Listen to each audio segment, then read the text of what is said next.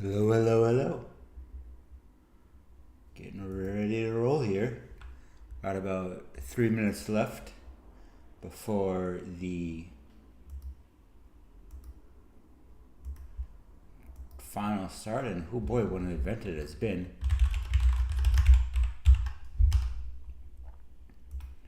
Lots of fun upsets.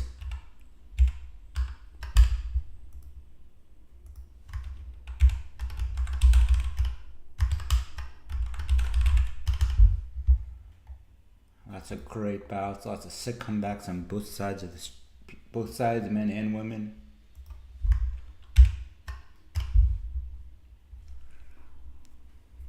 It's gonna be a good day. Gonna be a good day.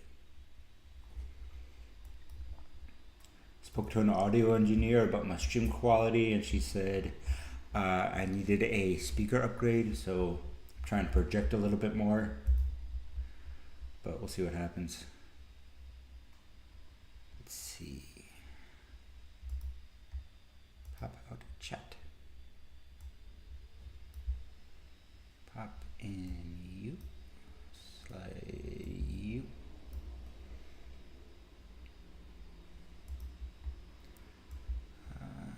Used to have really nice tile and window manager.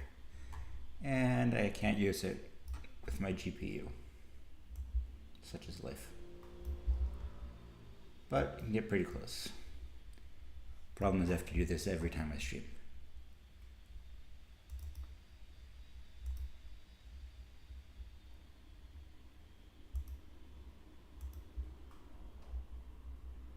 But could be worse. Could be a lot worse. All right. Stream starts at 5. If they click the button. Let's talk about what happened, because I've been following it off and on all day, along with several other people, and oh wow, and some crazy stuff happening. Let's take a quick look. Oh, wait for that to start at the guard service.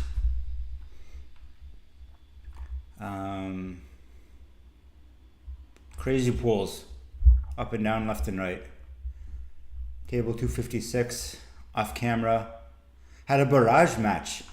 Nico Voronin and Yannick Borel tied for 16, and so they had to fence off another pull bout to see who got to go to the 64, who had to fence 2 DEs, and Borel won, which is unsurprising but unfortunate for Voronin. Alec Brook making a name for himself, taking out Nagy. That's crazy. Nagy's so good. Hawaii Hang. Galabov. Jesus Limardo. Luigi going through. So we're gonna get up to the Russian spot. I'm gonna watch them all lose to the Ukrainian, and that'll be fun. David Van Union, Lachlan Crook, Cooper Schumacher at Quion.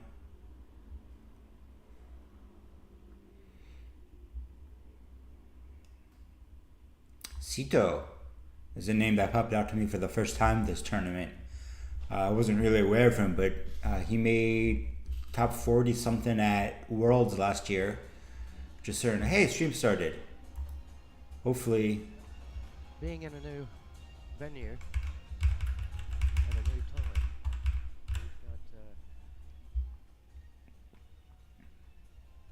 we've got some technical things that I got the junior in very short order. U.S. defenders talking around. First up, we're going to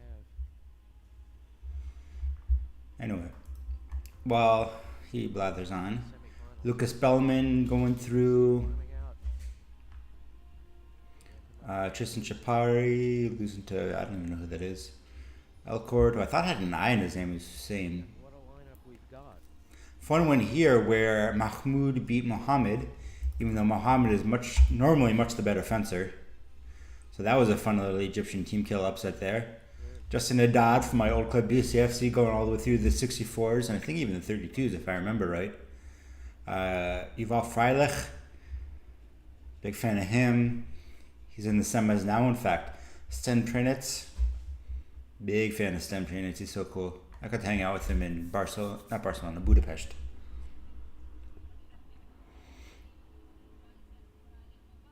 Let's see any other fun names that pop through.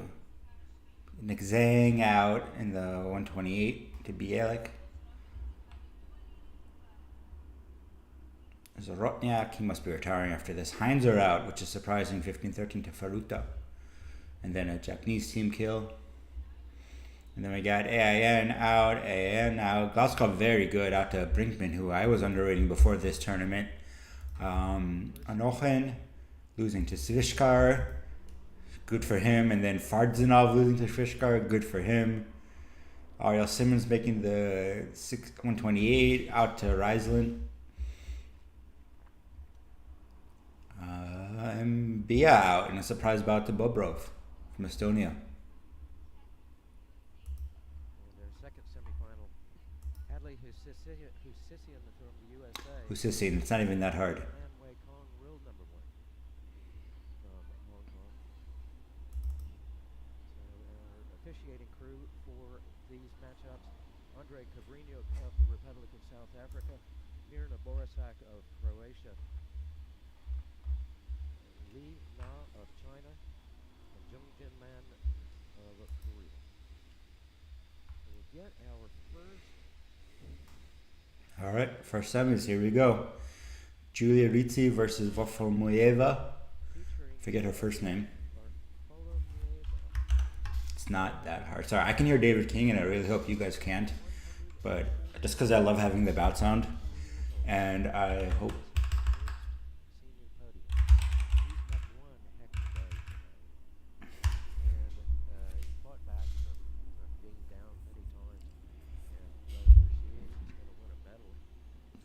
Daria Varfolomoyeva took out Rosella Flamingo 15-6. That's insane. And then Alexandra Jareka of Poland, Jareka probably, 15-12. I don't know Alexandra that well, but I think she's pretty good. Rizzi took out Alexandra Louis-Marie, 15-7. And then squeaked past Yulia Belyayeva of Estonia. The Estonians are really rounding into shape here. Sinelli different to the 16 also. And then Hadi Hussisian, 15-10 versus Corleen Vitalis. That's no slouch. Killing a Russian here. And then a really close bout against Federica Isola. That was really fun to watch. But we're getting started here for Julia Rizzi on the left, for Varfolomoyeva on the right. And let's go. A little cautious fencing. In and out, not looking for much, a little bit too far to really do anything. Feeling each other out, probably going to be one of those bouts where we go to non-combativity the first minute and then move on from there to the actual fencing part. But they're getting a little bit closer. I've seen, Varfolomoyeva flashing out of distance into Rizzi's counterattack.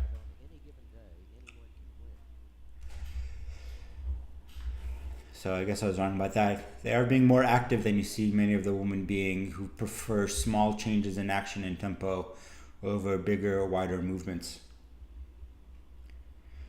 You think, Xander says, hello, welcome to the stream. I think this might be the best day for the USA in individual men's épée in the past 10 years. You might be right. There was a really top-notch épée squad when I started in like 2010, 2012 era of Seth Kelsey, Ben Bratton, Jason Pryor. But I don't think we've ever gotten 2 medals in men's épée. This is really a phenomenal result for USA men's épée, and we'll get to that when we go to the men's side. With Yesu Ramirez at the tail end of his long and storied career, and Sam Imrek at the very beginning, and already going farther than anybody believed possible. We missed a double here talking about the men, which is unfortunate.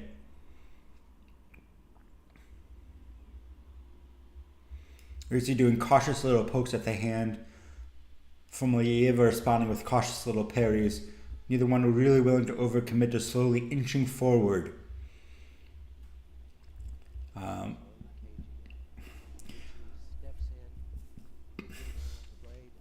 Riti switches to beat. Fomieva falls asleep, gets lulled by the tempo, and Riti goes straight for a really nice 3-1 touch.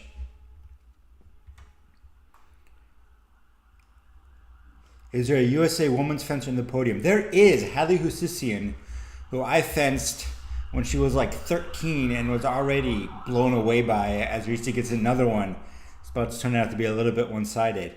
Hadley Hussisian is in the top 8. She's up next against Vivian Kong.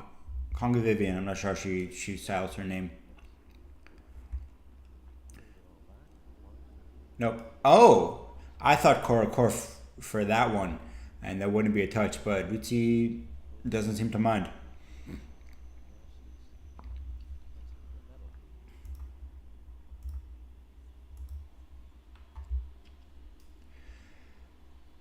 Riti going back to the beat, looking for Fomieva to fall asleep. Fomieva trying to avoid the blade contact here. She regroups and tries to figure out how she can start getting some touches on. With 20 seconds left, I think they're both going to wait it out. Hadley Hussisian is phenomenal. 8, yeah, we're going down. Kong is going to be one heck of a test, but like Hadley took out Federica Isola and Song Sarah. And if you can take out Song Sarah, you can take out anybody. And that was a really good bout to watch.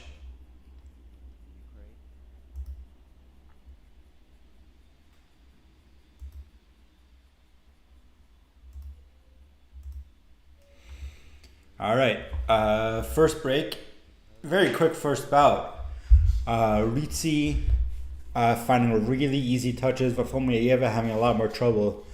But even at the end of it all, it's still only 2-4. Hello, T-Powered Robot. Welcome to the stream. And a good whatever time of day it is to you as well. Is my camera straight? I don't even know how to tell. Should really look into decorating this office more so I get less echo and less glare. Could hang something either behind me or on the wall there just to stop the reflections. We'll see. Requires spending money and I don't want to do that. All right, second period. But Fomieva clearly deciding to take a more aggressive line here. She's the one pushing forward and extending, trying to draw a response from Riti. And she gets it. With a really good flash, I think, to the arm. Just tiny little mistakes at this level are all you need in order to score a touch and capitalize on it. See how Riti manages to respond to that. A lot more attempted blade searches. Double there. Fomieva got a little bit too eager. Didn't quite have that one set up as well as the previous one. And honestly, good on her to get a double out of it.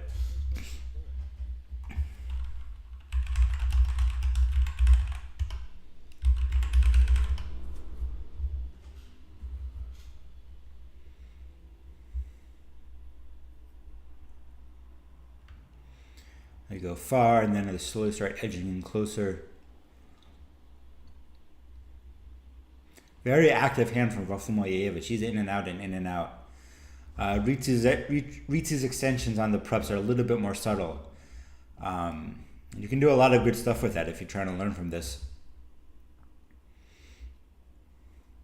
Just push and force your opponent to make a response. And then if you think they've done the wrong response or they missed their response, that's the time you attack.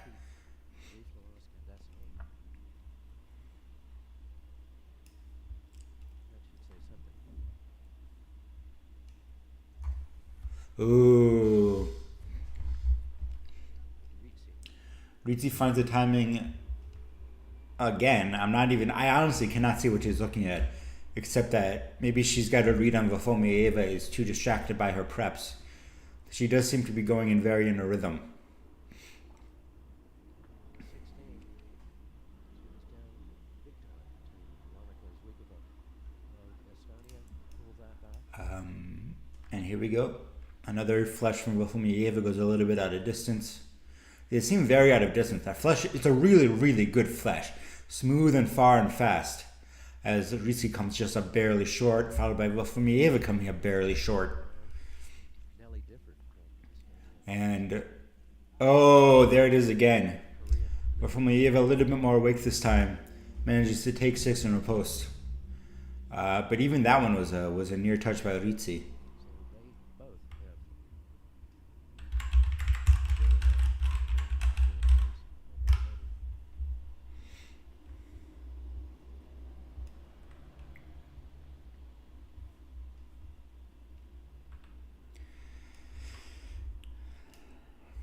Pushing forward again from Vafomieva. Ritzi up by 1, content to stay back and wait for it. Vafomieva going low, just trying to distract Ritzi. Give her as much to think about as she can as she inches even closer and closer.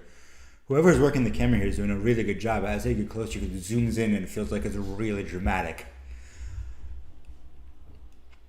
Ooh. there from Vafomieva finds a good time, and Ritzi just a little bit too active, a little bit too big on her actions, and does a low flank flush. Ritzi leading on the blade.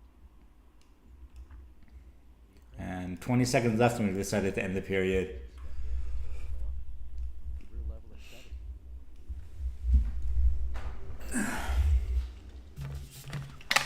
Winding down now in the second period. Can't get it. All right. Effectively the end of the second. Impressive performance from the Ukrainian. What do we think so far? Julie Ritzi. What do you guys think of the fencing? Hey, I don't know who's still watching. settled her nerves now. I think Vafomieva is doing a good job of being more active and forcing mistakes out of Ritzi. I think she was too passive in the first period, and that's how Ritzi found the timing for to go up by 2. I think it got Ritzi a little bit overconfident, and so she's doing a couple of attacks from a bit out of distance. I think she's been surprised a couple of times. I don't think there were 2 flushes that were doubles, and I think both of them should have been Ritzi's.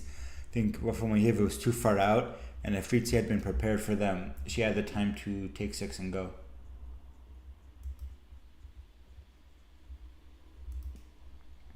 Or 4 and counter, or whatever. Something. Punish it appropriately. So just general sharpness for Ritzi and continued smart aggression from Vafomieva. Third and final period. Level at 7. It's all down the list. Ritzi more active now, pushing forward, not quite as willing to sit back. See, they get very close there all of a sudden, much more quickly. This is go time. They figured each other out, at least as much as they're going to. And now it's all about pressure, pressure, pressure. They're so close now. Vafomieva trying for that low feint again. Ritzi confused by the flush again. I think she must be distracted to the foot.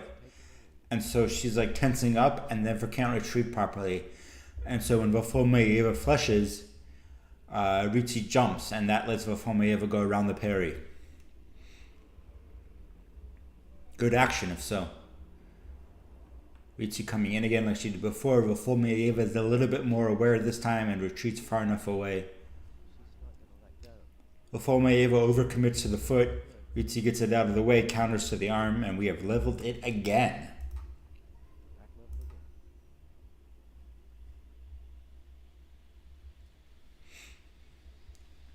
Double-double. Very early flush from Vafomieva. Does not need to have happened. But double, so no harm, no foul, I guess.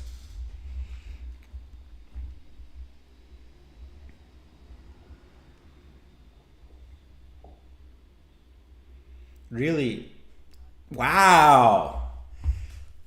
Ritzi was ready that time. Took the 4, straight counter, and Varfolomeyeva managed to go around the counter and score a double out of it. That was good by Ritzi. That was phenomenal by Varfolomeyeva to save that.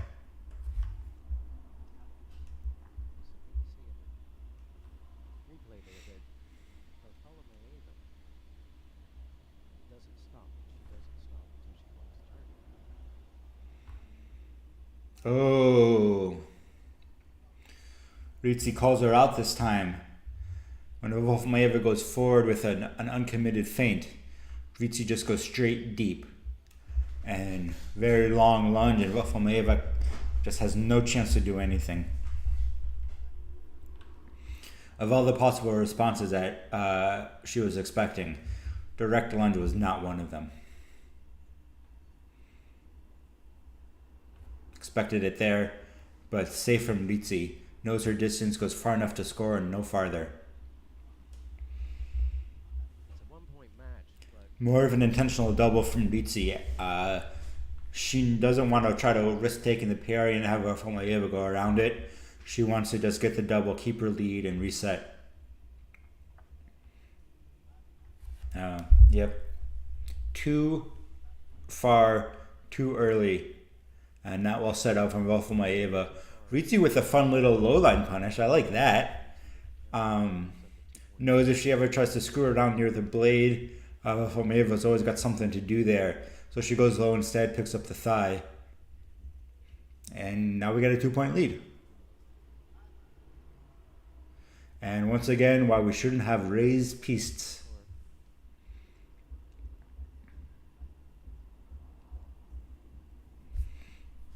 Ritzi, so close. Oh, phenomenal!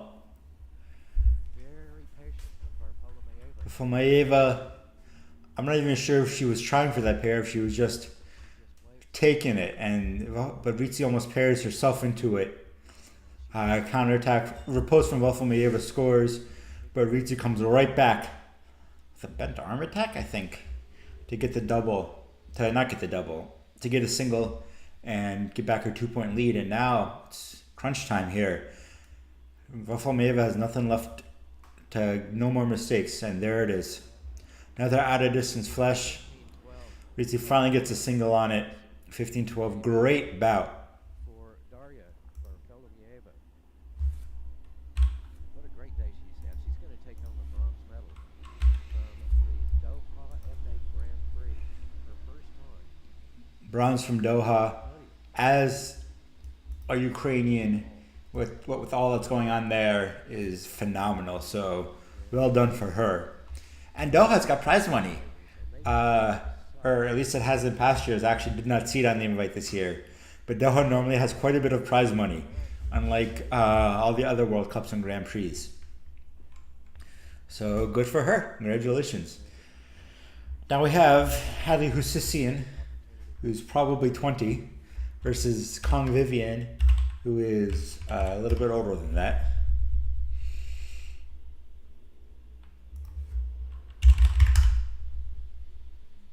$29.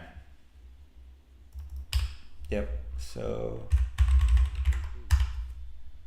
yeah, 9 years difference between Hadley Hussisian, currently 122nd in the world, and Kong Vivian, who is 1 in the world. But Song Sarah is 2 in the world, and Hadley took her out.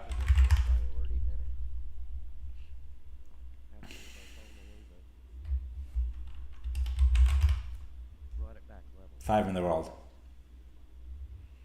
And they started the priority minute, and she got the hit and just stood there.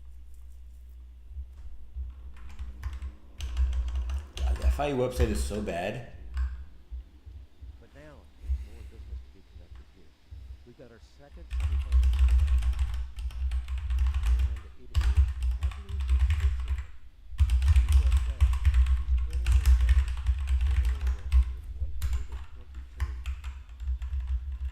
This is her first year as a senior, but she's 2-time junior world champion.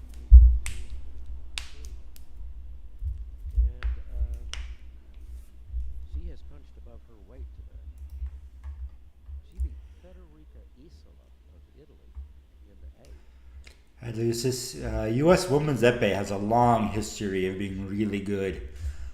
Uh, the Hurley sisters' dad, Robert, I think his name is, was a high-level epee coach. Very talented. This is her first. He built a piece in his basement and raised his daughters with them kind of just fencing in the basement against each other. And then they took the U.S. by storm, whooped everybody, and then were top 10, both of them, Courtney and Kelly. Yeah, Courtney and Kelly Hurley. And they had the core of a really, really good U.S. women's team, including Kat Holmes, Isis Washington, Amanda Serko for a brief but shining career. Trying to think who else. Anyway, and so Kat is still fencing, but the Hurleys have retired. Kat will probably retire after this cycle. Now we got the new crop coming up of Hadley, Kai Lu, and Sabula, consistently making L64s and 32s.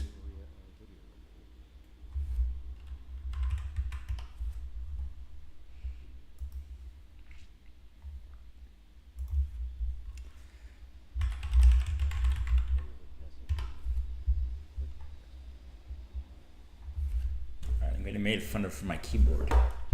See if this helps.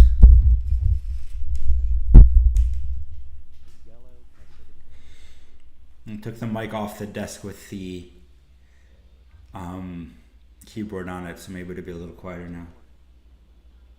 But if it happens again, then a P red is shown. Both to both countries. Alright, I'm being razzed on the Discord, and so I missed the touch. But back into the bout. Get a point for expensive recovery. But if it happens again, then it's a P flat. And Alright, going in, going close, pulling out. Hadley a much more balanced fencer than Orfimoyeva was, more willing to retreat and pull back and reduce pressure. See, she's getting very close. Oh, good pursuit. Parry, nothing done. But Hadley sees the opportunity, goes forward again.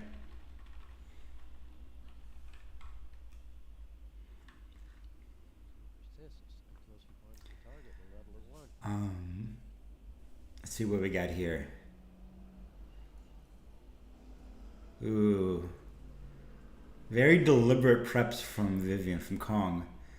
She's very in and out. Very in and out. Hadley a lot more flowy with her actions.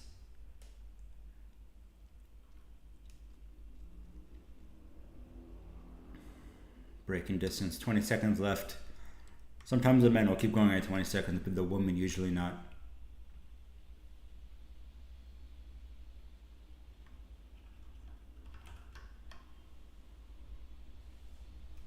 Holy cow, I got double-digit viewers. I don't know if that's happened before. Welcome, everybody. Say hi in the chat. All right, end of the first period. Very much a filling out period, I think. Only 1-1 and a passivity. What do we got? Much like that first. Not much. I don't know. Neither one has really shown anything so far. They're still very carefully feeling it out. Hi, Wolfie.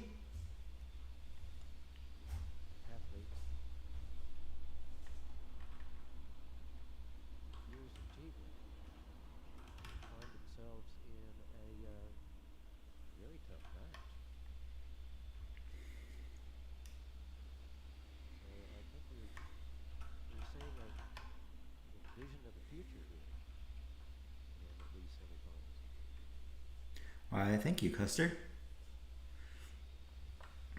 I assume you're talking about my hair and not like Hadley's or Vivian's hair.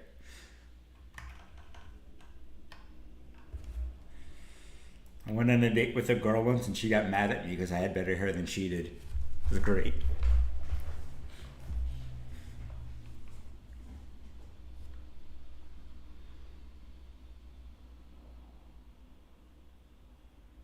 Hadley weapon not working.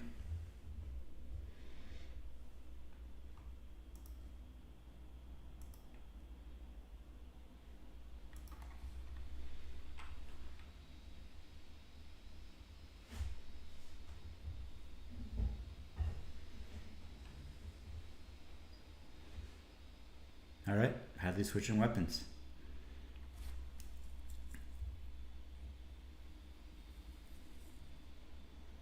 What do we think this camera down here is?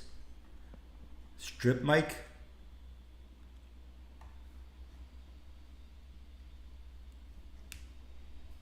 Technical fault with Hussein weapon. She takes it as the referee gets rid.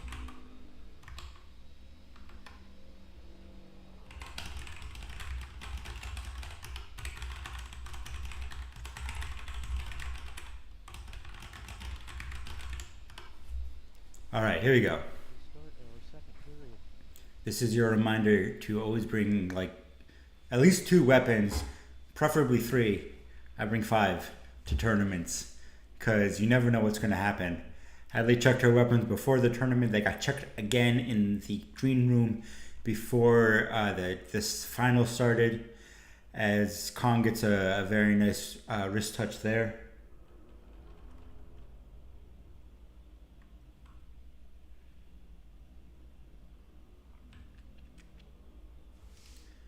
Someone on the Discord saying that they think women's epi is a bit more slappy because a lot more of the touches are remises. I don't know. Interesting.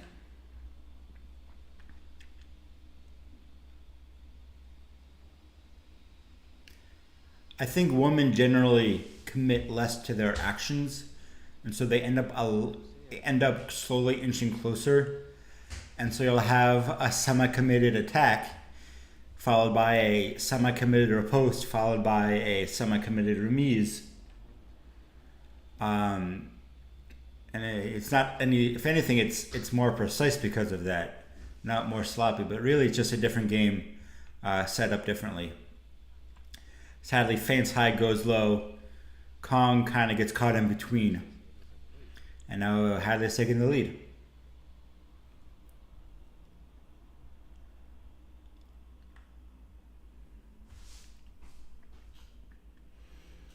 Going back and forth, back and forth. Just 6 inches of distance change by Hussein.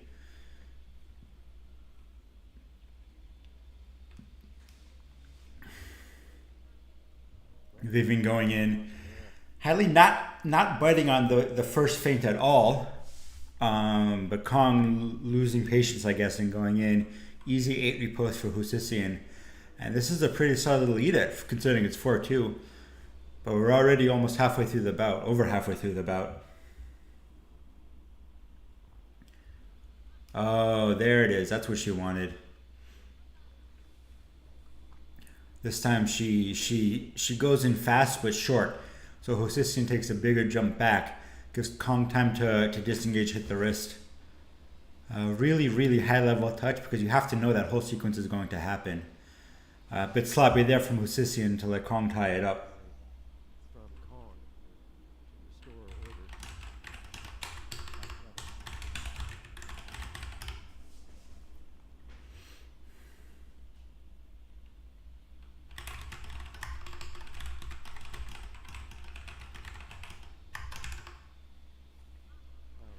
Another one from Kong. She was going to a full straight lunge, hitting Hussein.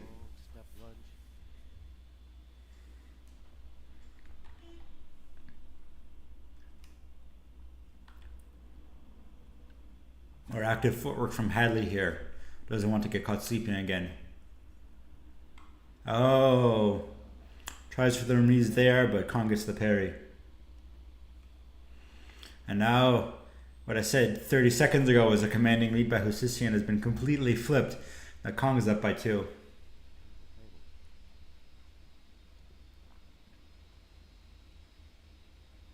I was a fencer when she was 11. That makes sense. I blink for a minute. So 1 second I look away and there's a touch. But now it's up 7-1, and I think Hussein's goal now has to be just to get to the end of the period without bleeding anymore.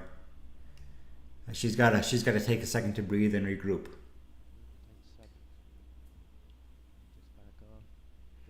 Yeah, there we go. Kong's not willing to push, so take a minute break. Up by 2 in that second period.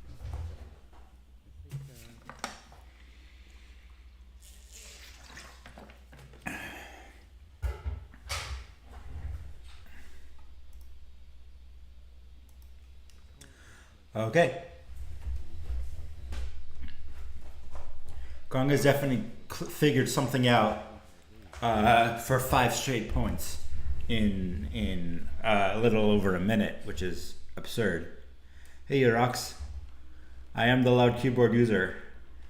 The only problem with it is I work alone, and so nobody can appreciate it. So I have to do it on stream, so more people can appreciate how loud my keyboard is.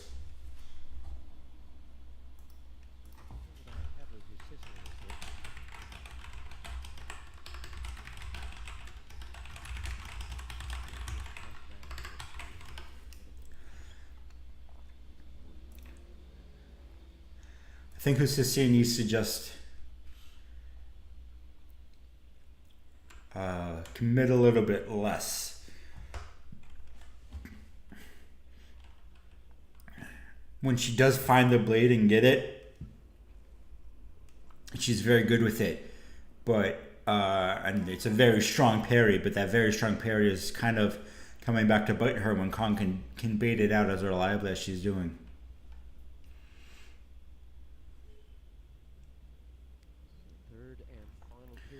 All right, I got 30 seconds left. Hussein kind of needs to make something happen here. Pull a rabbit out of her hat.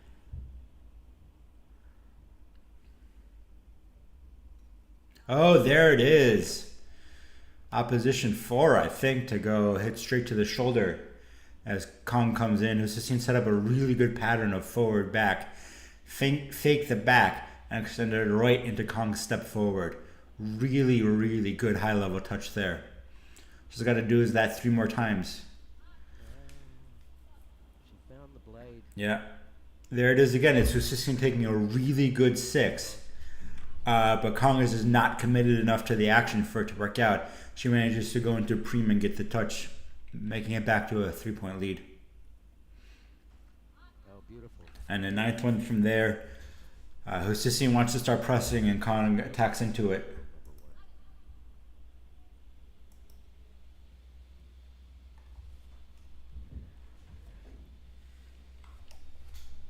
There's another one. Hussein not in full focus, I don't think.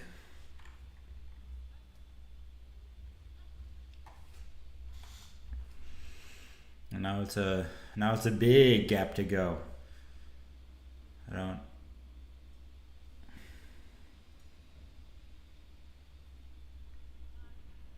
Nice there from Hussein, but it's still a 4-point margin now.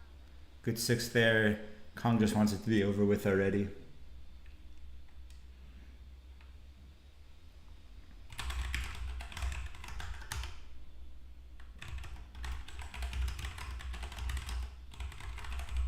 It's a nice move. Double there. Hussein, but double.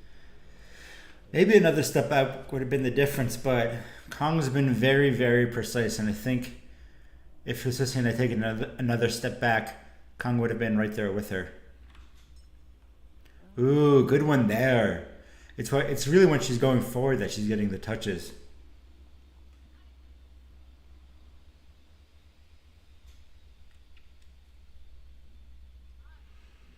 And that time Kong steps in and interrupts it. Hussein got really good ideas. She just can't get 2 in a row because every time she does something, Kong figures it out immediately and finds a punish for it.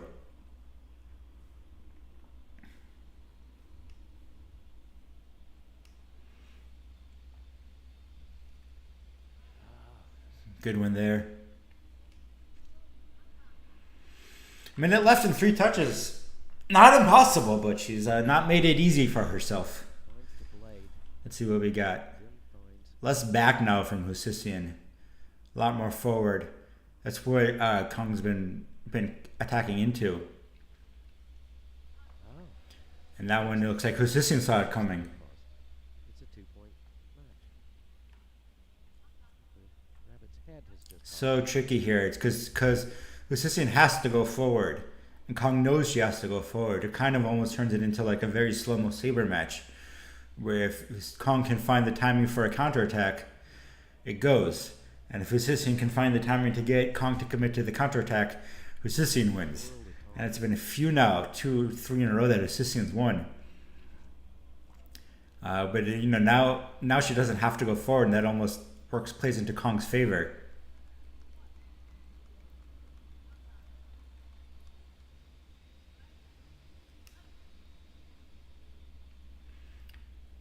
$20 left. One more good one. Oof. She's got time. She's got time. Oh, that one hurt. Just seeing 20 seconds left. There's lots of time to get one touch. But she pushes, and now it's 2 touches, and it's so much harder. Oh, she gets it, though. Kong gets stuck down and can't move. Good for Hussisian for not running into her point and making sure she finds the blade. Well done. Oh, she does it! Oh, that's insane! Kong tries for a cheeky little attack and prep to close it out, and Hussisian finds the parry, gets through her post. 11 seconds left, ties it up at 14. Oh my God, this is what we're here for. We are mind blown. And it is Vivian Manway Kong holding priority. Sudden death. Sudden death, but I don't think we're going to go to sudden death. Score to advance. If a minute passes and no one scores, it is Kong into the gold medal match.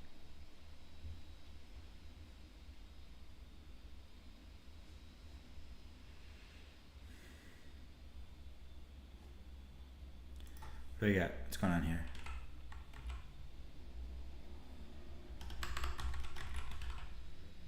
And now we're on a third weapon. This is why you bring 5, because sometimes you go through 3 or 4. She's going to change her body wire. Oh. She's doing body wire. Bring 3 body wires. Body cords. Also buy, not that I'm sponsored, although if Liam Paul is somehow watching this and you want to sponsor me, please do. But Liam Paul body cords are objectively best in class. I have one that is now over a decade old.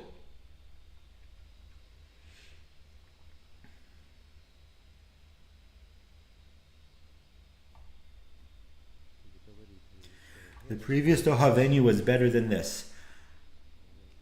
I don't remember the previous Doha venue. Doha being Doha, I assume there's a lot of politics involved in where they host it.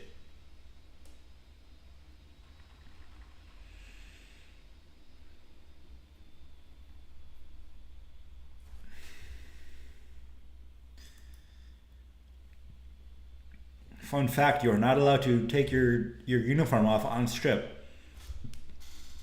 And there's a rule for it. And I have been told by a fencing historian that there's a reason for that rule. And he won't tell me what it is. And it's so annoying.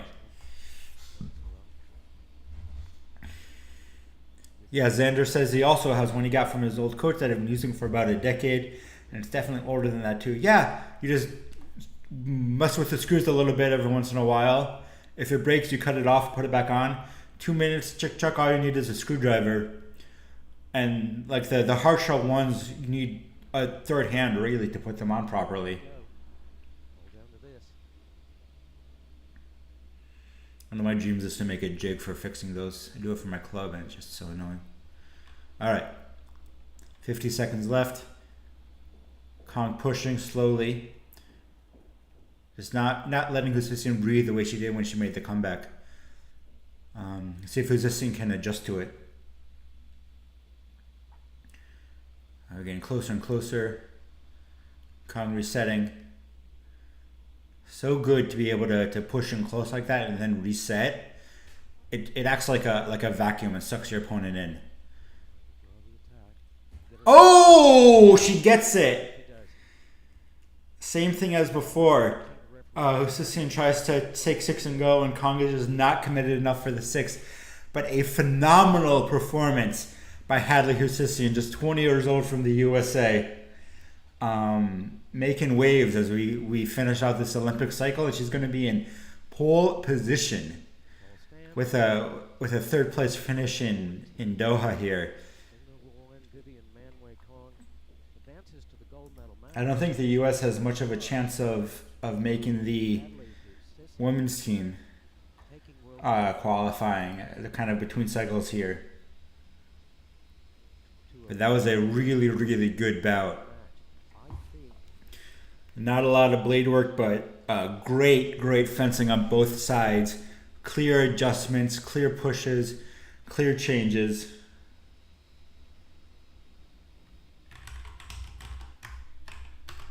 who's what she's done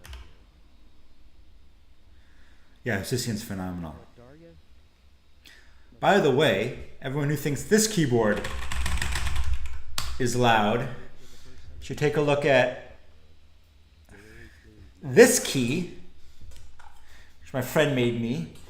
Hear how loud this one is. Well done to Hadley. Oh, women are 6th in the qualifying rankings. Bartholomeeva. Who's on the team then? It would be Later, we will see Kat. I guess Hadley now for sure. the big matchup. Who's on the U.S. women's team? Isis? Isis Washington is a fencer. For Julia Rupsey and Vivian Van Wyk. And here we are going into the But we've got some other business. men's final. My good friend Sam Gallagher-Pelletier Athlete introductions. is streaming this. Oh, Kasia Nixon, Kat Holmes, and Sabula is the top 3 right now for the U.S. And then Margarita Guzzi-Vincenti, Isis Washington, and Hadley Hussisian, who is probably going to leapfrog Isis Washington and Margarita, Riley, I believe, for and maybe also Anne, although I don't think so. At least in the Yes, Ramirez. international rankings.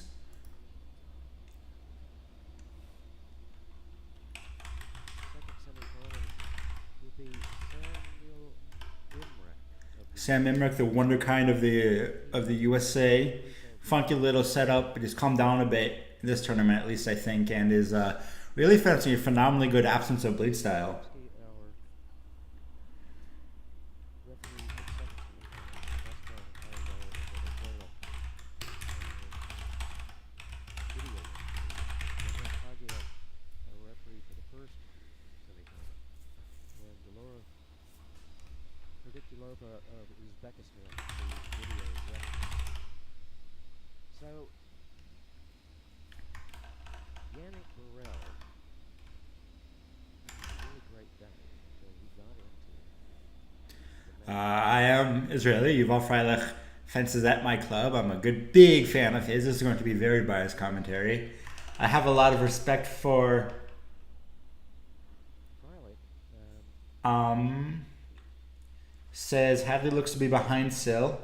This is like 20 or 30 points though. She's got 12. Margarita has 30. Isis has 41. He's 37 years old. His 15 He was born in Maybe. and his parents moved Doesn't he fence the same amount in Nax? to the USA. Nax are a lot easier. You don't have as many. Every bout in a World Cup is just a lot more draining than every bout in the NAC. That's just what that works out to. The podium of this My predictions here are Freilich and Vismar because I don't think Imrek is quite has a stamina yet for a full Grand Prix. Grizzlies closely Um, beat Huyon Youngjun. and the two Nacs are very long tournaments, but just top to bottom, Grand Prix are a lot harder. 28. No, 29. He's Freilich so precise. I'm also a big Ramirez fan. Let's be clear. He's a great dude and great fencer. Just tall and lanky. Very, very precise and explosive. so here we, I guess Freilich so good at this pressure game with his feet, and his blade work today has been absolutely best in class. I saw him take 4 direct pairs against Yannick Burrell. Boom, boom, boom, boom, as I'm trying to find a way in, and then Freilich ended with the final riposte. It's hard to do that the yellow cards. in a how is that possible kind of a hard to do it way. against Kong to have a bout like that is amazing. Yeah, she was real close.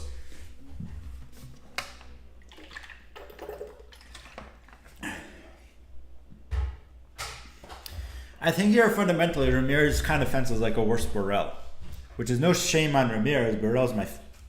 Nobody told me my camera was messed up.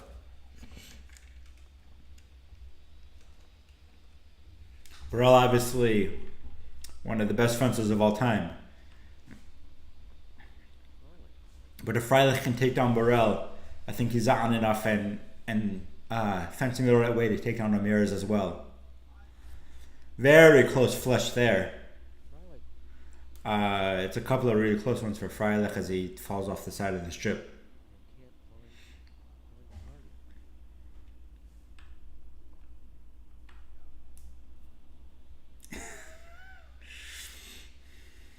Yeah, sure you were. All right.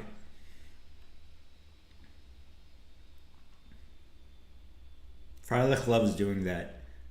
To push with an extended arm and go back and then pull his arm away completely, and suddenly he's so much farther away than you think.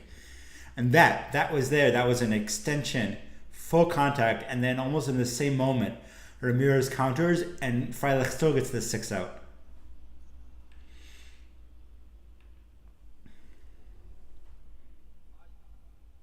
Second non-combativity. I can only assume Freilich has the black card, the P black advantage here. If it happens again,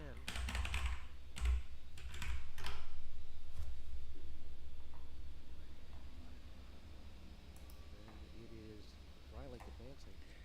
Yeah, that's what he says. Freilich at 27th in the world. And Ramirez, I missed the touch and I really want to see it.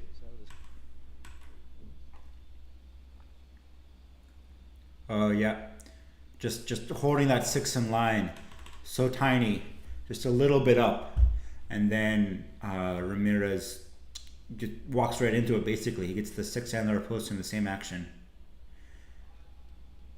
I think that counts. That was one, and then Ramirez went past, and then Freilich so good at situational awareness there, knowing Ramirez is going past and just.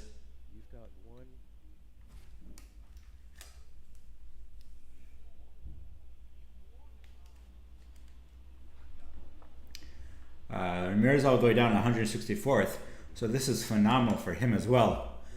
For 164th coming in.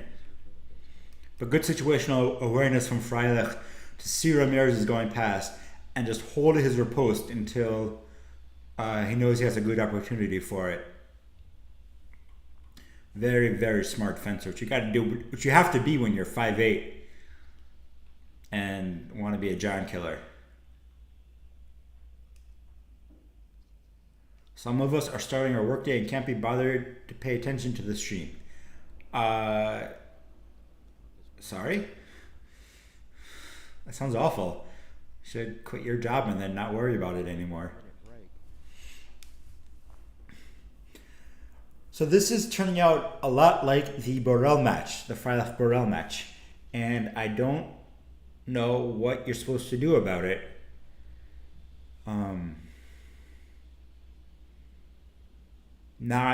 Not push into it, I guess. It's just kind of, I think you just gotta work the strip, push him back into his end line. But he loves being there, honestly. You gotta not just all minor commitments. Gotta fence like a woman, I guess, is to beat Freilich.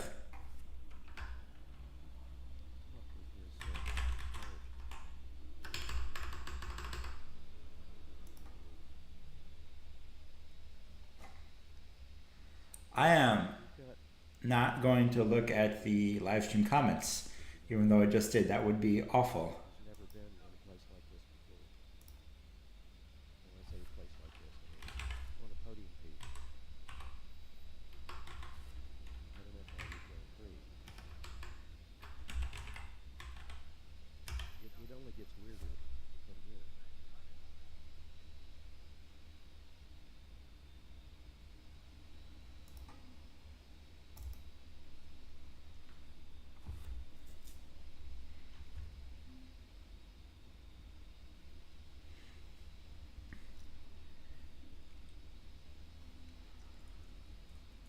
Ooh. Somehow manages to flush forward and then immediately go backwards while holding the blade.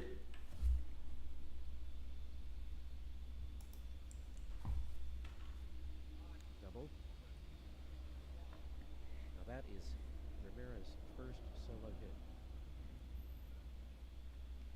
I can't.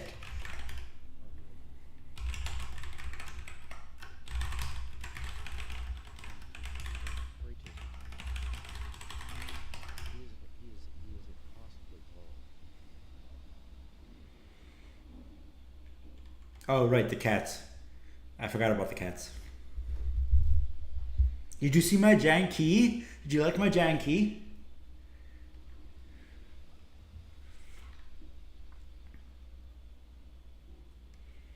All right, longer distance now, which I think will help Ramirez.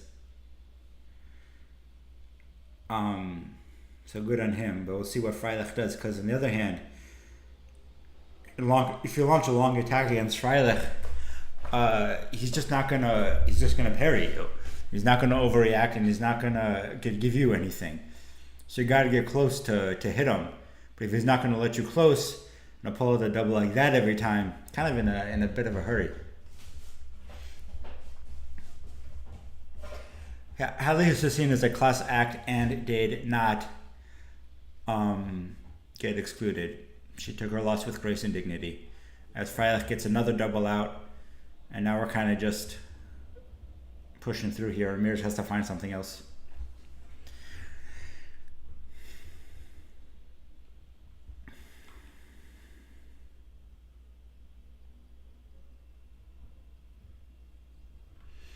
When you hit the giant key, it prints out git commit git add dot semicolon git commit dash m YOLO. It's great. My friend made it for me, and it's the favorite thing I own right now. Freilich starting to push a little bit, but I don't think he's really committing to anything. Stips hanging out about at Ramirez's forte. Even though Ramirez's arm is very far back, so they get close. Freilich takes the very fast 6 that he gets before. So good at that touch. With the hit there. Ramirez just a bit too big coming in, I think. He's kind of galloping his way in.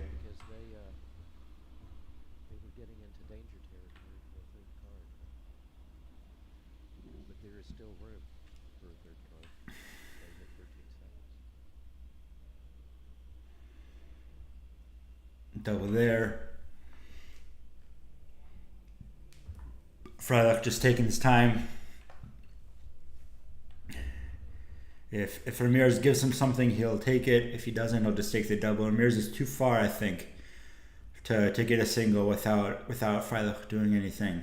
And he can't, like, he's flicking at the hand there, and he's so close to it, and Freilich just not reacting to anything.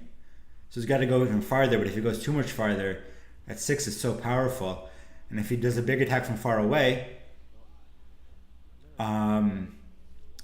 Freilich so fast to get away, skittering back, coming in forward, and as the smaller fencer, at a distance like that, that's a very precise distance, he's good at, he's just more able to get his point on target because he's got less body to wave around, a little bit less like one of those bendy arm guys. You know what I'm talking about, like the ones that blow up in front of stores. 9-5 Freilich, and it's pretty solidly his bout. He's looking for the foot. Yeah, see now Ramirez is walking him down. Good on Ramirez to push like that. I think Freilich definitely wanted to score and couldn't get it. And I think he's just got to do that 5 times in a row without getting hit and without running out of time. And that time he ran out of time. So, inflatable, wacky, waving arm man. Yes, that is the technical term. Let's talk about Justin Haddad. Haddad's from my old club in the States. I'm a big fan of his. Beat Daniel Hoida 15 something, 15-13. Beat Giacomo Paolini, 15-8, which is a crazy bout to get in the PT PT 64. Tall, skinny dude, kind of a lot like Ramirez, honestly. So really happy for Justin here. And then in the main 64, took out Nicer Loyola 15-13, which I actually did catch live, and that was insane. That was such a good bout. My dad had him so well.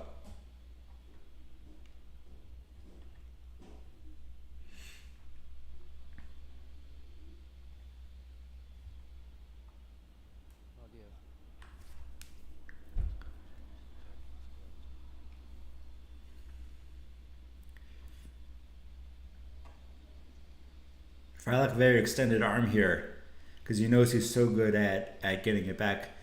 Just tuning back in, seeing like this will be a hard comeback for Ramirez. It will be.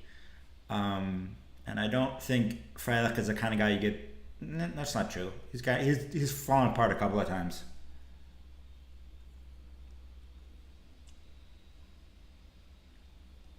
But that's a kind of a touch Ramirez absolutely has to get.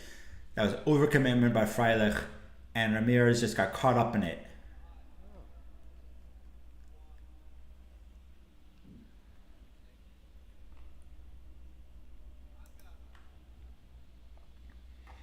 I think Freilich was considering a video for Core before the touch, decided against it.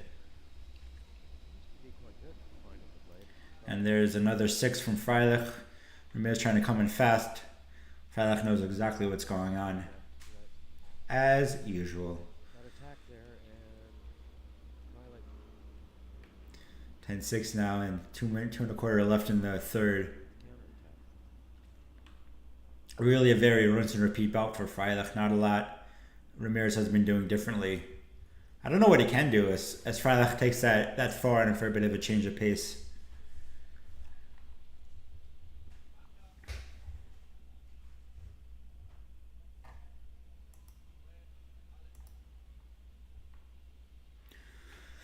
Yeah, Freilich is a really, really, really technical, high-class fencer.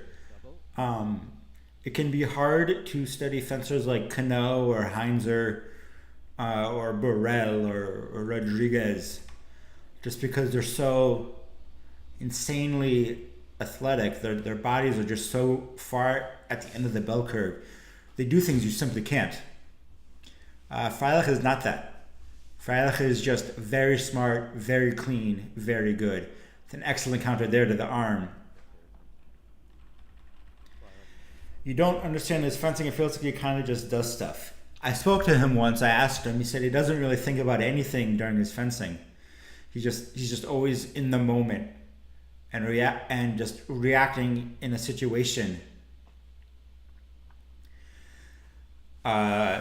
to whatever's happening, and his reactions are really, really good always, which is just an incredible amount of training he does. He's always working. Very smart. And just really clean fencing. You launch in, he'll take the 6, and it's always going to be a perfect 6. If you ever give him an opening, he's never overcommitted to his last action, or rarely as he overcommits there.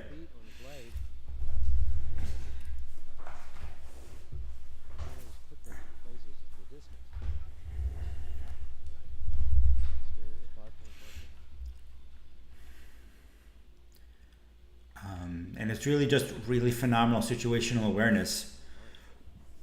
Good feint there from Rodriguez to bring it back within 4. Freilich, he showed Freilich what he wanted. Freilich tried to take it and go low. Ramirez kept his hand back and held the parry 8 and hit Freilich on the thigh. There's another one who was looking for the parry. His understanding of distance and timing is incredible. I don't normally say this, but if you're looking for another fencer like that, Paolo Pizzo had just an absurd sense of distance and timing. Don't copy any of his technique. He had scoliosis, I hear, and that's why he fenced like he did, and it's not like technically good fencing. That's kind of But the way he makes it work and works through that is kind of inspiring to see what you can do, and also really worth learning from.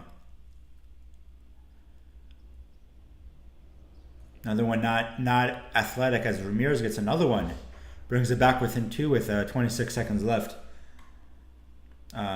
Holding off on his commitments a lot more, and just getting up in Freilich's face and pinning him against the back line more.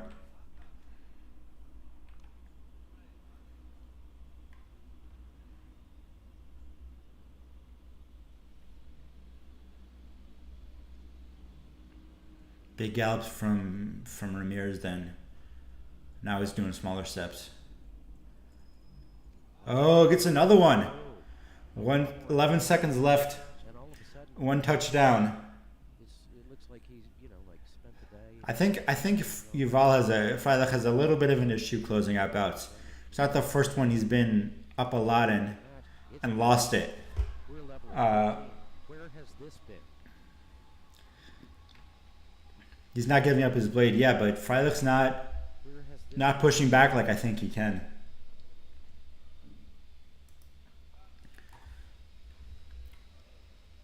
But now we're equal again, and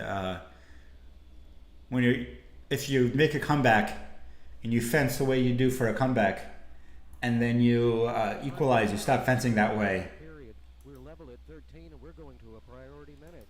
and then you can get a touch.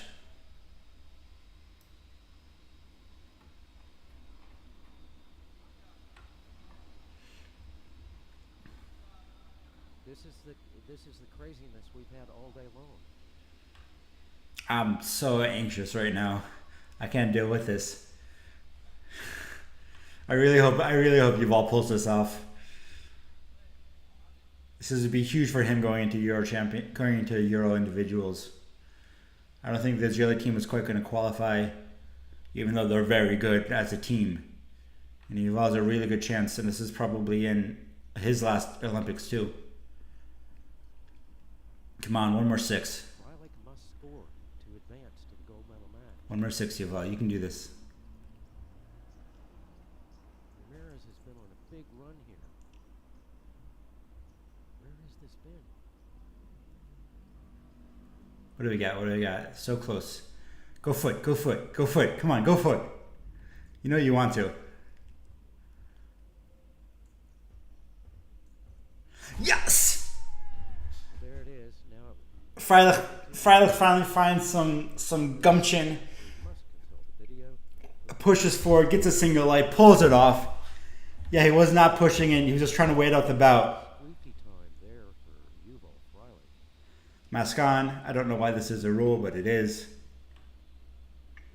Touch Yuval 15-14, and he's in the finals. Whew.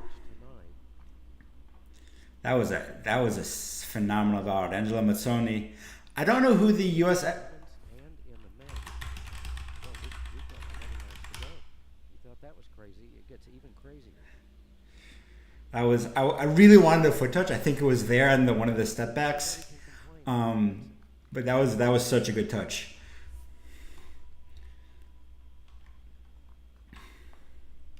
So Yuval Freilich into the gold medal. Whew. Breathe.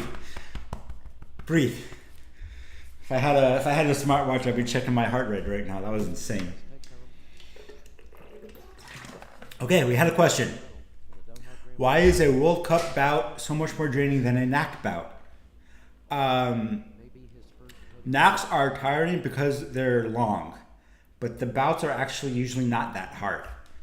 The average level of a NAC bout until you get to the maybe the 32s or the 64s, and certainly in pools, is just a lot easier than the forward, we have Samuel Emrek, world number 227. than the NAC bouts. And every bout at a World Cup or a Grand Prix, especially Doha, which is the stacked of them all, is just a really hard, mentally draining bout, and it's over 2 days. So it's just hard to keep going for that long. In the World Cup, but Oh my God, what a photogenic dude.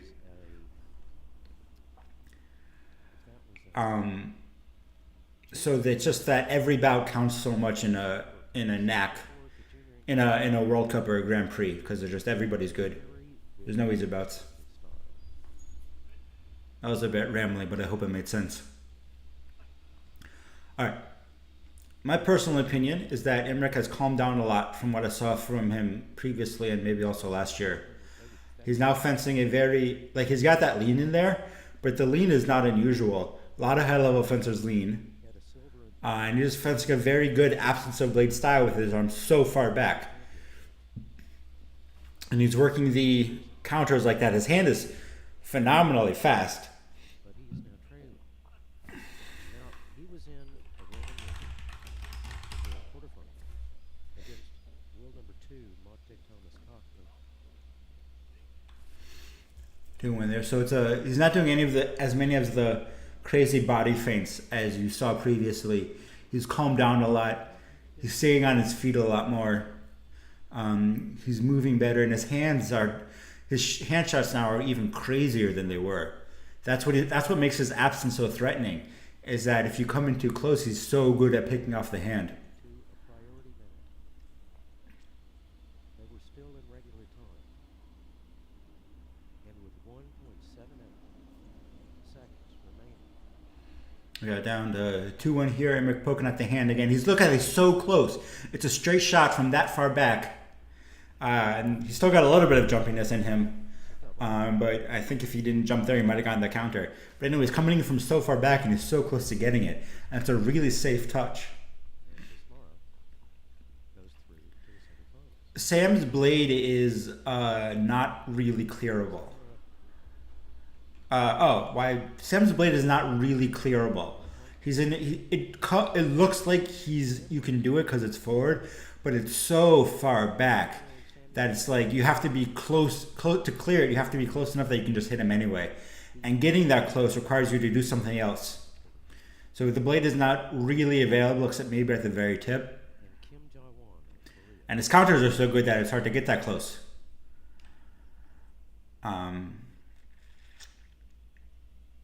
Like that. Like that's so good. That's insane. That's ridiculous. You're not supposed to be able to hit a touch like that. It's like a snake. Just shoots out and bites you. And it's from so far back.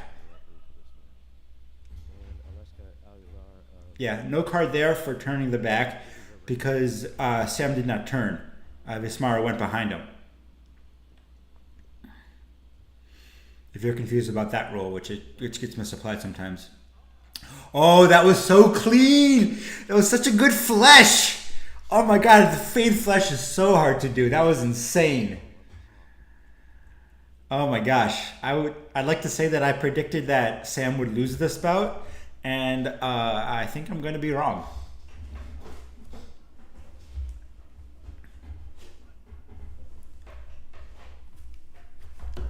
For straightening the blade.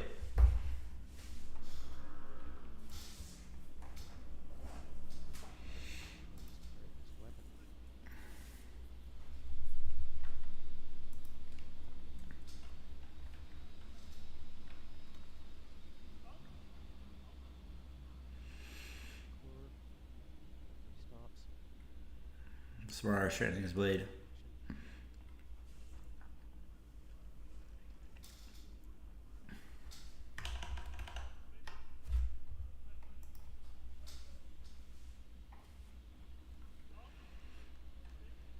Over there. These counters are so good from Sam, but I think he needs to work on his pairs a little bit.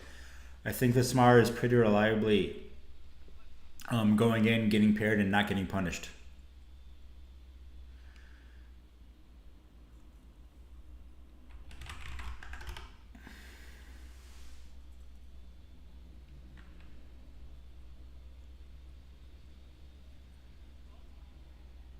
Clean straight action from Vismara in opposition. Sam a little bit late on the counter and doesn't have time to clear his blade. And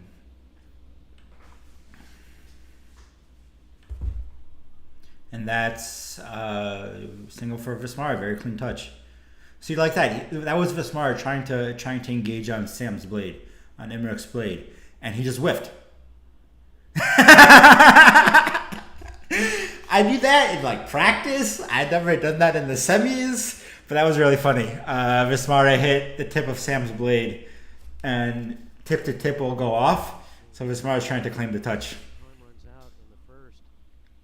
7 for Samuel Emmerich. 5 for Federico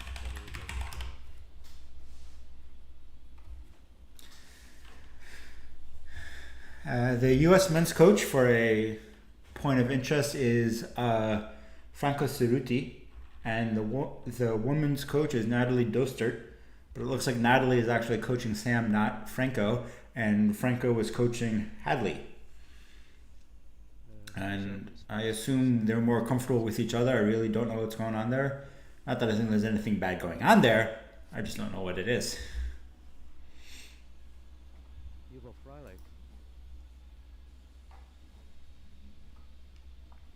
And he turned and he looked.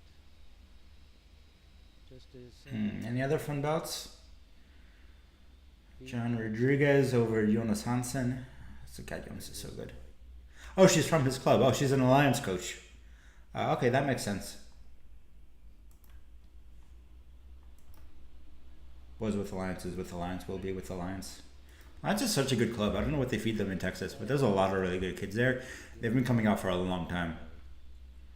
anyone can win. Baby steps. You got tippy tappy steps from Sam. As he's adjusting his distance very precisely. All day. See what he does with that. Now he's getting big reactions from Vismara. He's a little bit overcommitting to it.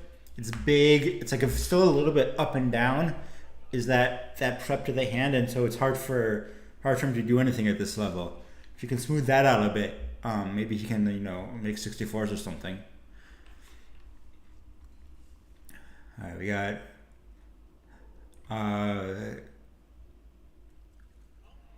Ooh, I don't know what happened there, but Sam flinched a little bit. And Vismara back within 1. Right for Vismara. See a little bit more movement from Sam. He's got to be a little bit more active here. There we go. He was trying to do really, really baby steps and hope that did anything. Oh, count that. Count that. Yeah, that's one action. That's Vismara coding the core. Hey, Fritz. Thanks for joining us. See if we get a replay. Glad you're enjoying it. We get a replay, but there's nothing particularly. If you join my Discord, you can get pings when the stream starts. But the call stands. I have a Discord. TPR will put the link in the channel when she gets around to it. Touch, yeah. It's one action. Vismara came forward, caused the core.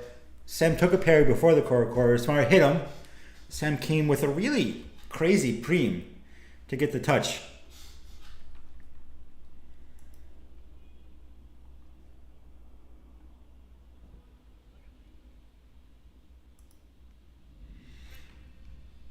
Good infighting touch. And we're pushing. No. See, when I think of Italian fencing, I think of a lot more active blade work than we're seeing from Vismara. I don't know if he just doesn't want to risk exposing his hand at this point. I was watching Di Veroli before. I also did not see a lot of blade work. But here he is just simple push forward and not doing anything, just waiting for something from Emmerich.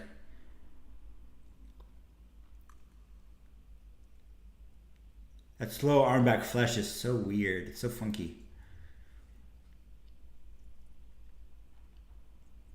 But the distance change he gets from his hand all the way back there to all the way forward is really just such a powerful weapon for him. Thank you, TPR. Always nice to be able to have you around and rely on you for stuff. Referee calls halt.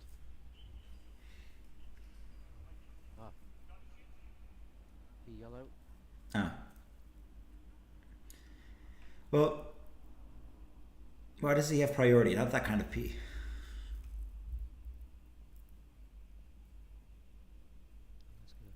We have a clock issue. We are not in extra time. Getting the cards up. Now he's left with score. This is going to play Mary Hobb when I have to process the stream, and I am not looking forward to it.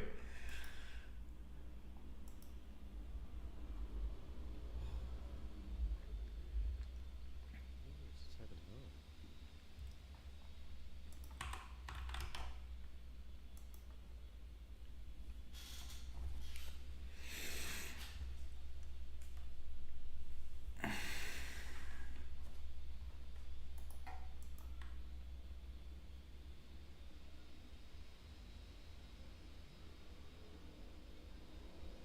Score's correct. The FIE is publishing a clean feed. I don't know what that means, On both sides. but I'm curious. I guess we're gonna see.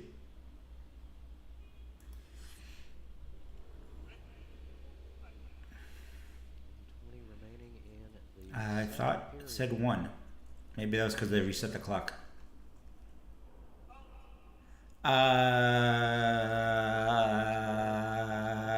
Yeah.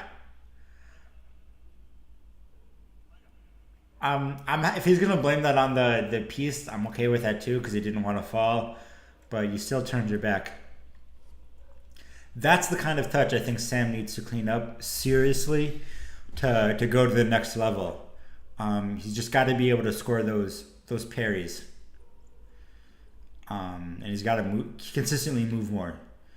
He's so good. He's so good, and he's just a little bit more would make him just incredible.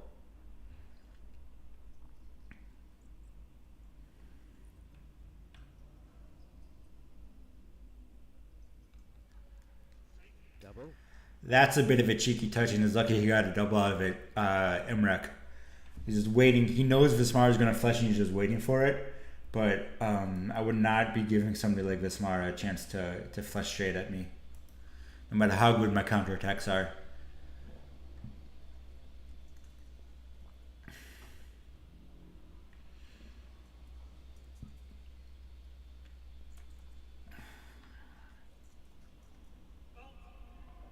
Nope, 2 actions this time. No hit given. Oh, and Vismara is calling for a replay for using the off arm. While we wait, let's see what we can see.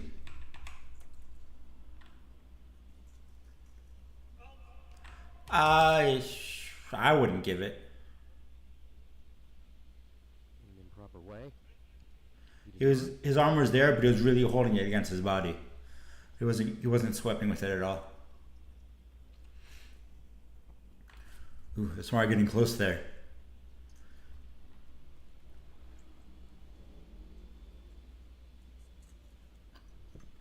Ooh, good one from him. Vismara gets back within 1.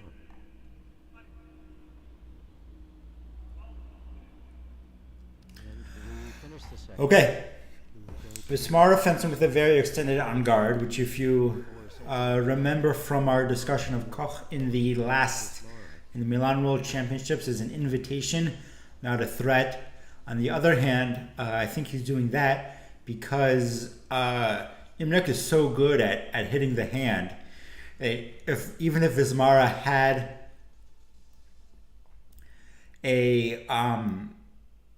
even if Vismara had his arm back, he would still be in danger.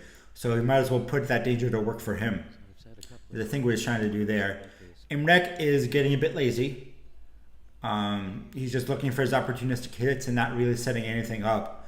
And I think that's where that 9th touch by Vismara came from. So he's got to stay more active and do things. It didn't look intentional to me. That is true, but intentionality doesn't matter. If you move your hand and hit their blade, it's a card, no matter if you meant to or not. plays. But if their blade hits your hand and you're not moving your hand, it's fine, Ducking counters. whether you meant to or not. Vismara to straighten his weapon.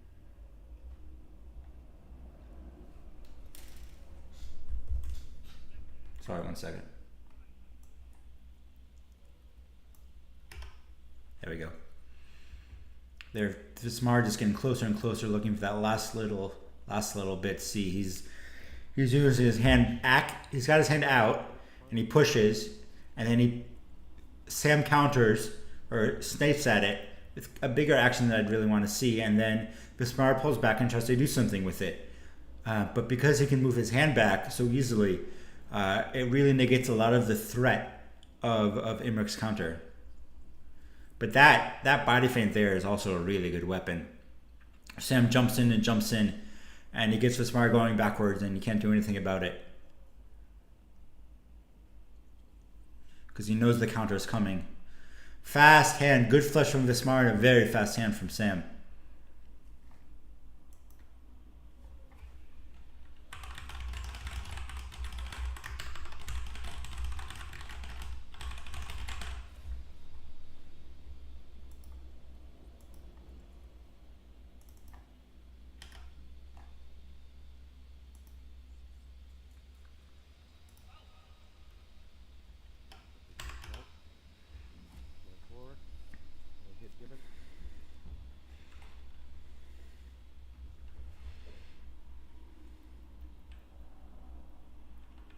Oh, yeah. That makes sense.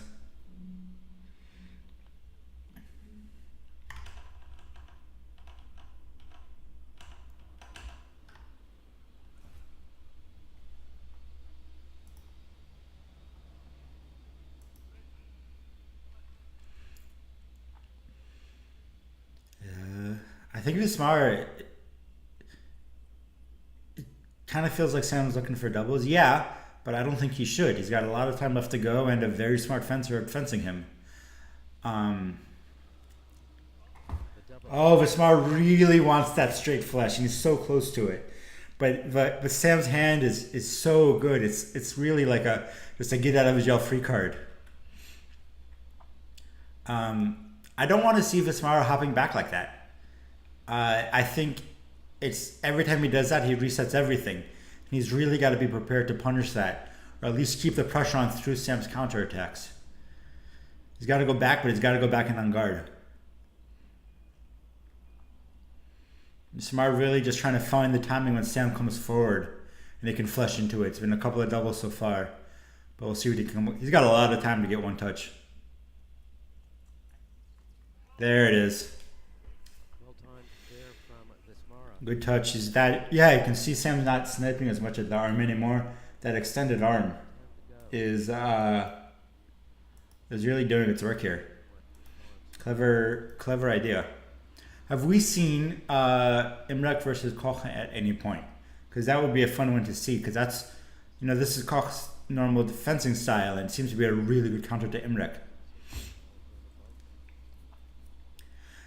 Yeah, you can't, if Sam's biggest weapon is his counterattack, which it is, and it's a really big weapon, you can't beat him without taking it away from him. Yeah. Oh, he's not giving him the video. Interesting. He wants another video for using the arm. But he did get the touch, and that's what really matters.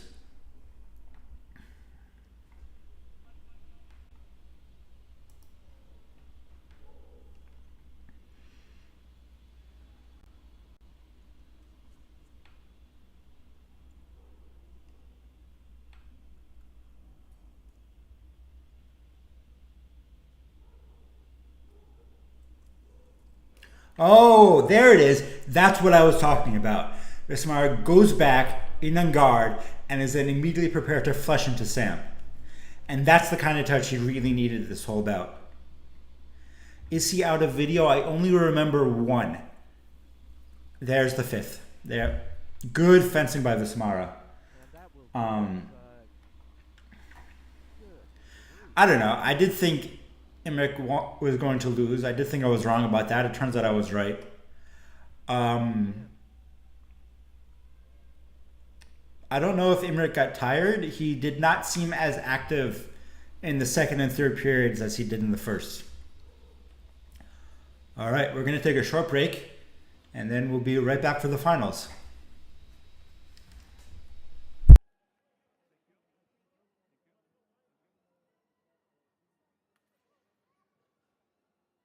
Okay, so this was Samuel Emmerich's first senior podium. He picks up a bronze medal at the Doha Epee Grand Prix. It's hard to fathom. But what an impressive appearance from. We've got two bronze medals on the men's side. First podium appearance. On the women's side,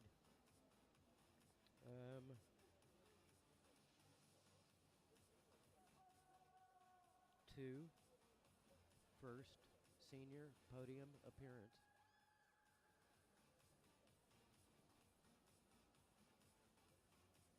Daria Varfolomeeva from Ukraine, Hadley Hussisian from the USA.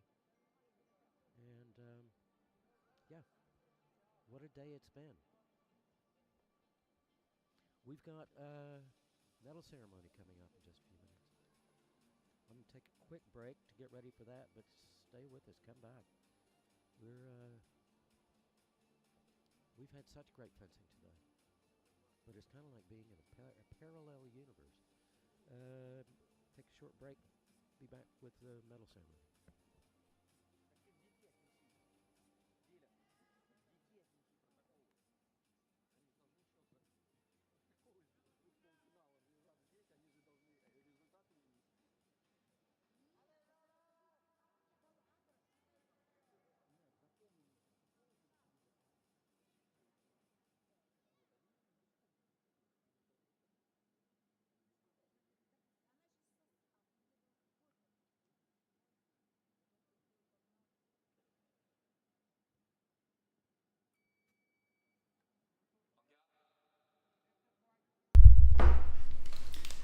Ha! Back! Just in time.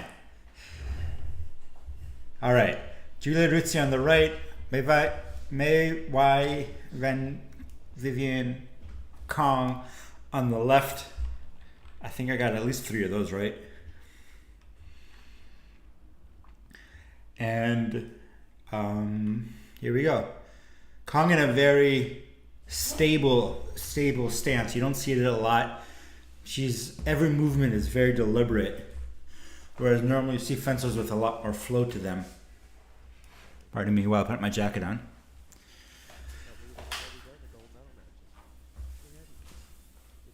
David King is, oh my God. Thank you guys for tuning in to help me support not listening to David King.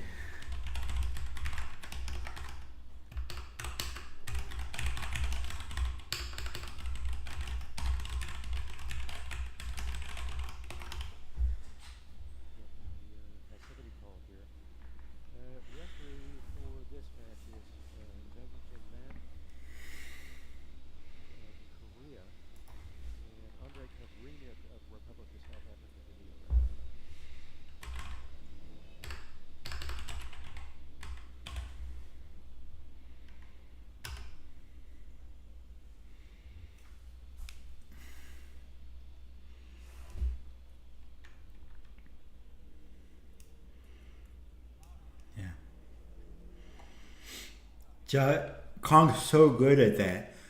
Is really just a fun new thing I think I haven't noticed before. It's full commitment.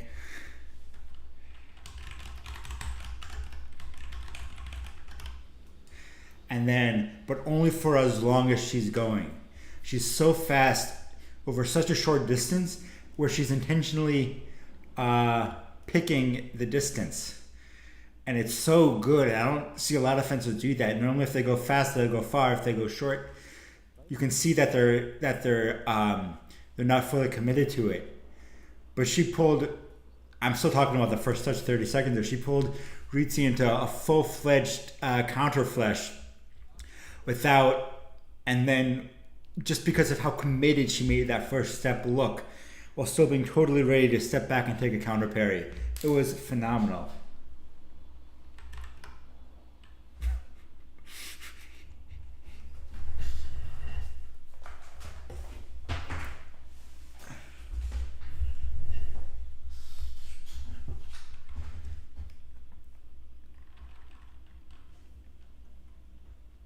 Now we've slowed down a little bit. Ritzy being a little bit cheeky. I don't think she ever had any intention of doing anything with that, except maybe interrupting an attack forward, kind of like that one. Ties it up. You've been told it's poor form to fall asleep while working. Yeah, but don't let that stop you.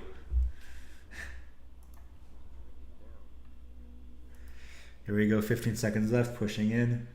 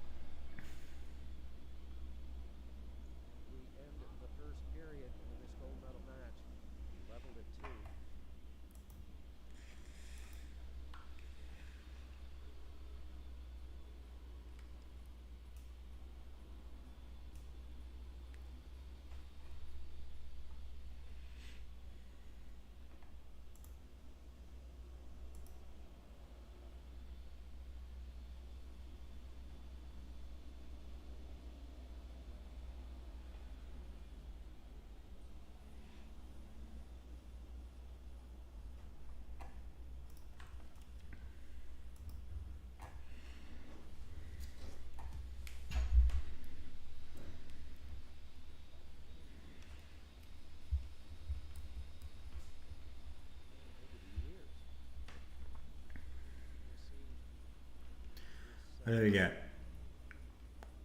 Ritzy, I think just at all costs has to not commit to anything really. I think she just gotta take whatever short range low commitment target she can, because if she tries to overcommit to something, it's always going to be just the wrong timing for it. And Kong has been waiting for Ritzy to come in, and she needs to be able to go get a couple of touches at least to force Ritzy to come in it, and so she can get back to her game. Going back to a previous comment about the video at the end of the last bout, the ref didn't give it to him because he knew it wouldn't do anything. That is not a thing a ref can do. Although he could say, I'm not going to give it to you, so don't ask for it. And then at that point, it would be up to Vismar to insist or not, which is my guess for what happened as I think about it. And here we go. Ritzy slowly walking Kong down the strip. We get to non-combativity. And Kong, number one in the world, has priority here. I don't know where Ritzy falls, but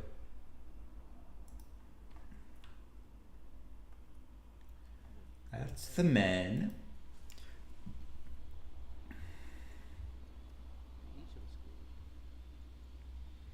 Oh, Ritzy's 36 in the world. Kong gets a scrappy little one there.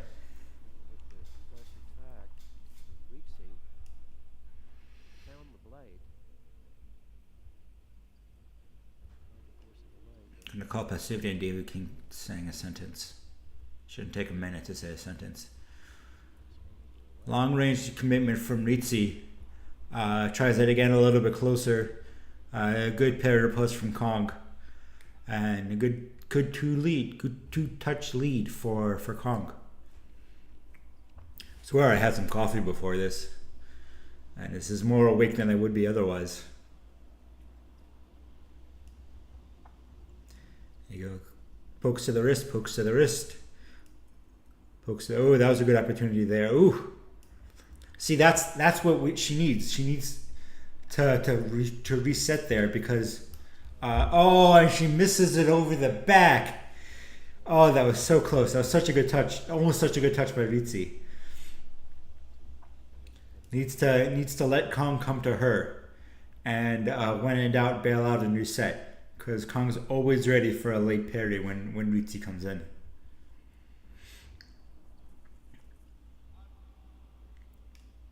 Good parry there. A bit of got tangled up on their post, but good opportunity again. And again, it's one where Kong is coming in and at Ritzy. Long range, high commitment, but long range, and not really something that Kong has been punishing. And there's an opportunity by Ritzy to punish Kong's attempt. But once again, Ritzy overcommits. Kong is less committed than she looks like and gets the parry or post. Really, really powerful weapon for her, that fake commitment. I don't even think Ritzy's thinking it. She's just reacting to the opportunity that would be there for approximately everybody else in the world.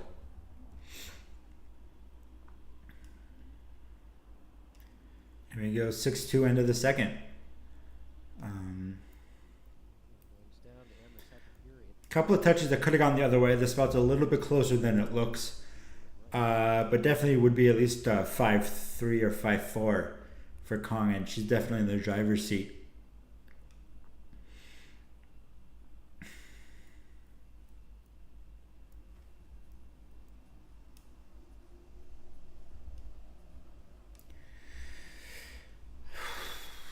Kong has gotta play her game. She's got her comfortable lead now that we talked about in the last period, and she needs to just work it, really hammer the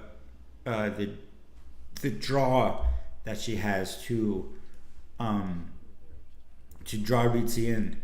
Ritzy needs to find a way to get around that at this point, because she can't rely on Kong coming at her anymore with a 4-point lead. Zooming in on little kitties. Stayed on 2.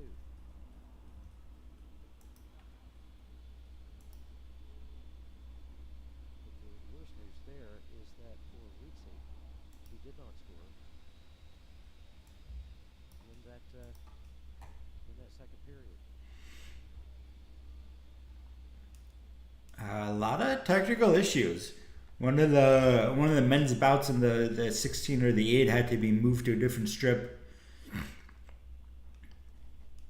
Here we have a mysterious additional score for Ritzy.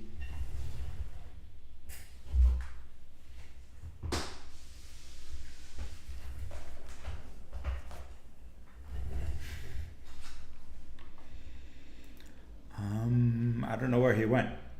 Maybe his remote broke and that's why.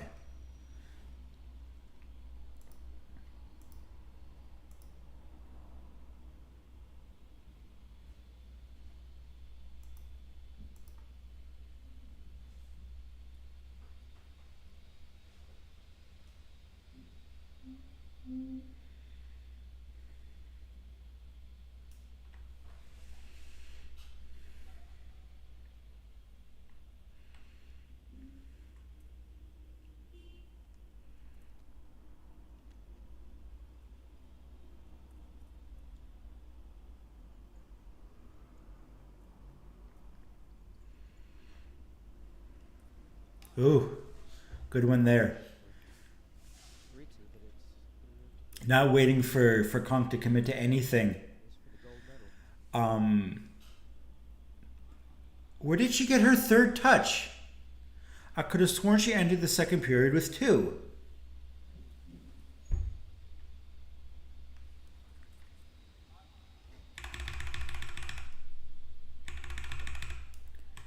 Or 7, 16, 6, 5, 4. Yeah, ends the period with 2.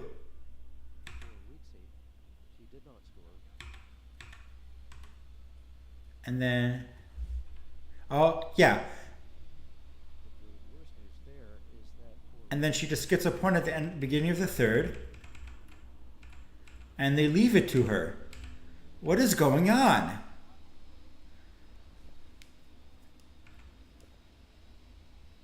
How did Ritzy just get a point at the end of the second break?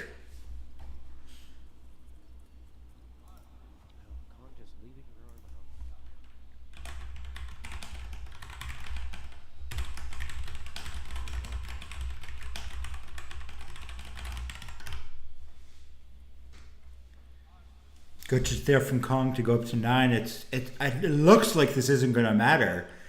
But holy cow, I cannot believe that just happened.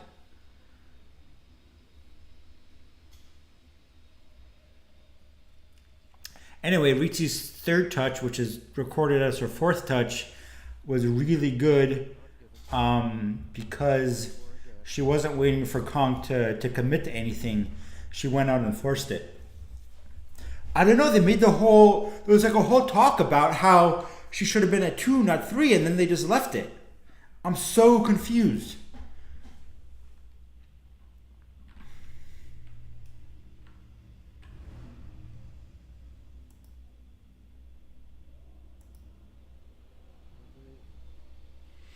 Coach this exercise because that hit wasn't given, but it was Kong that Oh, initiated. word from somebody there is that they forgot to put on the second red. There's a limited amount of time. The P red, not the second red, the P red. Oh, okay, that makes sense. I mean, I don't know if it makes sense. I'll have to go back and look at it. And I'm not giving. I'm not going to change that. Good for Ritzi to get her fifth once again. Referee Not waiting for the commitment from Kong, but attacking in prep anyway. shouts video, but he shouts at her at Kong video, and then she asks for video, and the referee had already called on guard. There's a time limit. There's no time limit for calling for video. You can just do it right away. Oh, good Ritzi to not jump in there, but once again, Kong much less committed than she looks. Managed to have it both ways. She would have gotten that touch going backwards or standing still. Ritzi really needs to reset there just because she needs to just give up on trying to get those touches.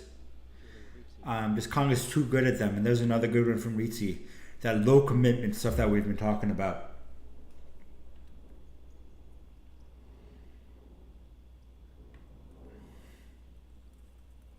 Oh, Good. Hold the parry. picked up the blade. Not fall for Kong's commitment. Kong tries to go down. Ritzi's ready for the second parry, and then she can score. Really, really good adjustment there.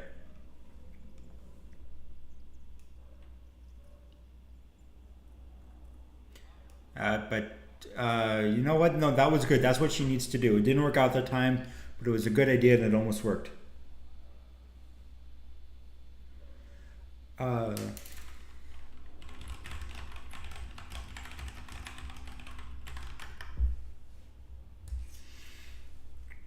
Ritzi getting in closer and closer. Kong opening up the space now, but soon she's going to get pinned on her back line. We have not seen a lot of straight attacks from Kong because things like that happen.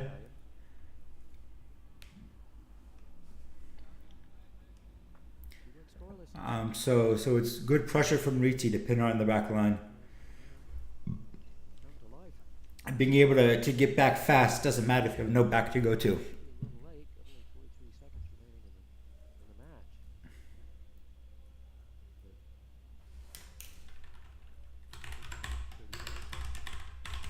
A lot of time. Oh, nice. Good long attack from Ritzi there. 11-9, and Kong's got to start changing things up now. Ritzi's found the way around her really good defensive counterattacks.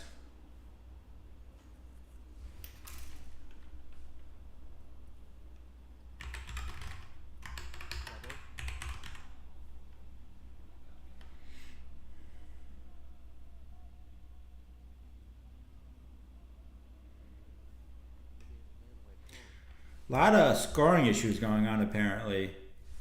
Possibly they didn't add it for Kong either, and they didn't add it again at the break. Like they added it for Ritzi at the break, but not for Kong.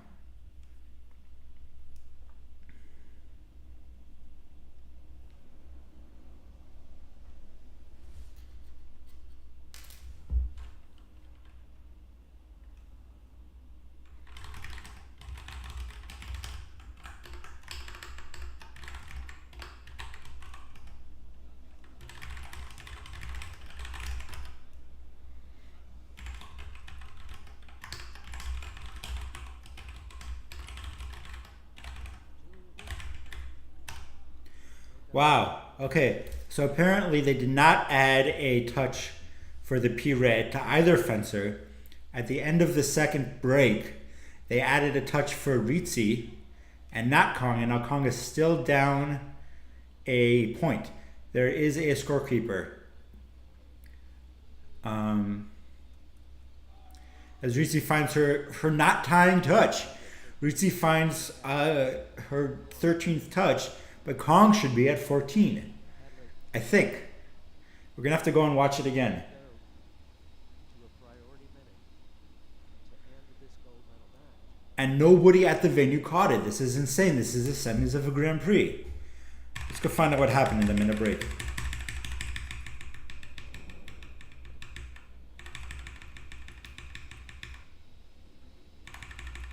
Alright. Yeah. Only added one for Ritzy.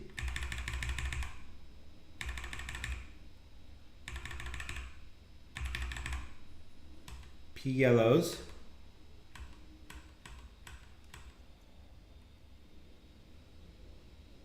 Two with P yellows. We're going to get a second passivity card here. Passivity cards for both. Stays 2-2. Ref awards the point. Is not given. Yeah. And then she gets a score, and then we're going from there. Okay. So yeah. Manway Kong, or 2020.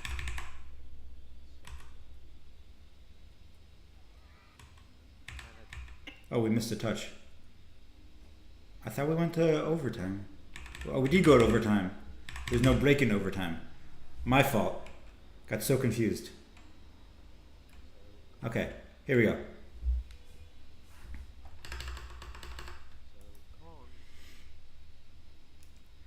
Here you go, 13-13, priority to Ritzy. But this should be Kong's bout already. See what she can do. This is what they call an Olympic touch from Harmermug's book, Epee 2.0. Now it's 2.6. This is what you do at touches like this. You do your best action. If you know what your opponent's best action is, and you can deny them that, you'll have a huge advantage. See if we can get one of that big fake commitment steps from Kong. Oh, out of distance flash from Ritzy. Kong takes it 14-13.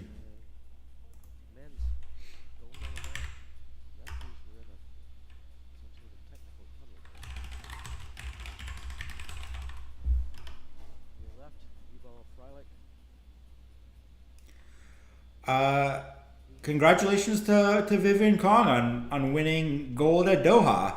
That's less celebration than I thought there would be as we go right into the men's final. But that was crazy.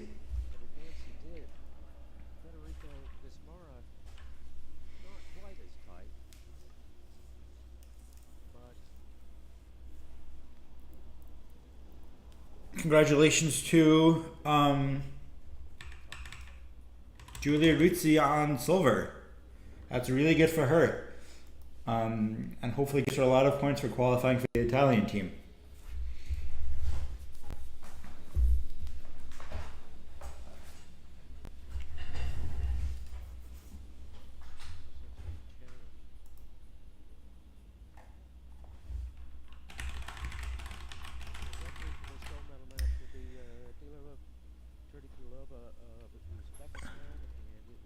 No. It was 13-13 at the end of regulation, but they failed to award the P red touch to Kong. They only awarded it to Rizzi. And they awarded it to Rizzi very late. So it should have been 14-13 at the end of regulation and Kong's victory.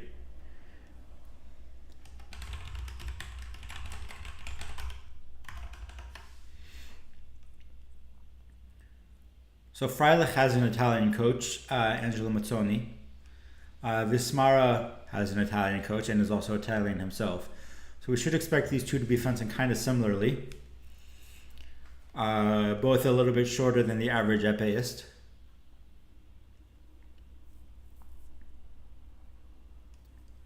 We are really having issues because they almost didn't award another one.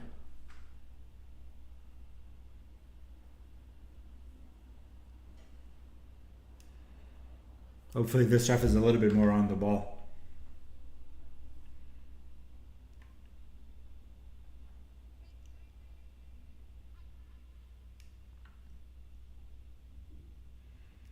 Yeah, we at the beginning of the third, we watched the second break and they gave it to Ritzi. She went from 6-2 to 6-3, and then after regulation, we went back and checked the P red, and we saw that they didn't award it to either one of them, and then they never gave it to Kong afterwards.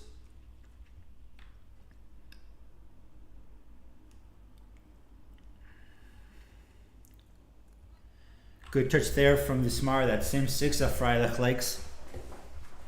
Now being shown what it's like to be on the receiving end of it.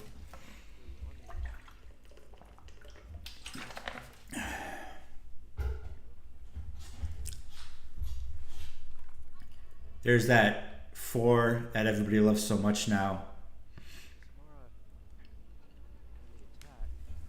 Freilich really jams his blade back in there, and it's a hard hit.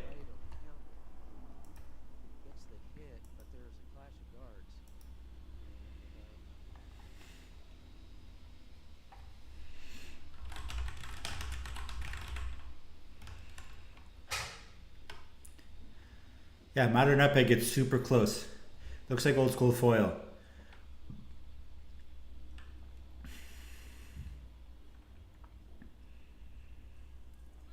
Double there.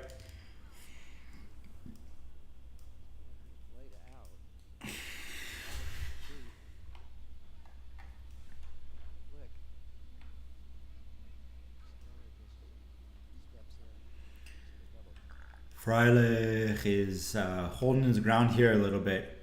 Vismar is trying to make things happen here. Freilich just keeping distance and absorbing the pressure.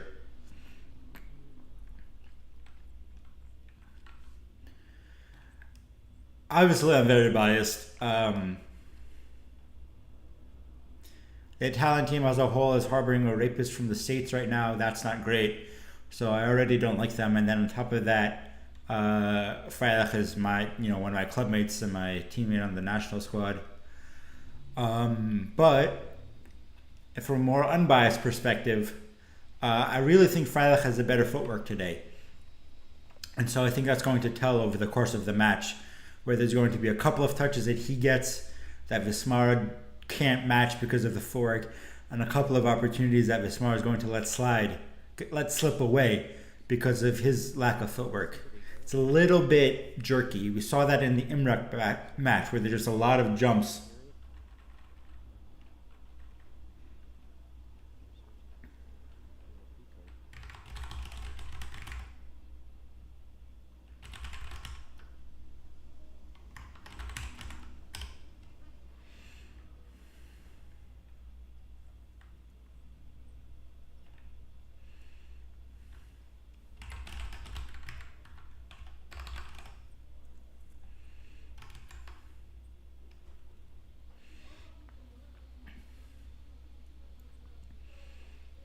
And we get 10 seconds left, end of the first.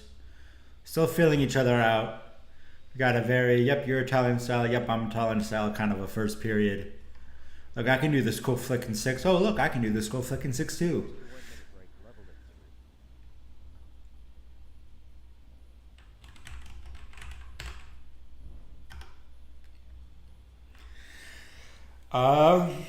Yeah, it seems to be a very recurring theme where the first period is we're filling each other out, and then the second period you develop your strategies and counter strategies, and the third period you make a couple of minor adjustments and just hit it as hard as you can until the end of the third, when whoever's down has to push.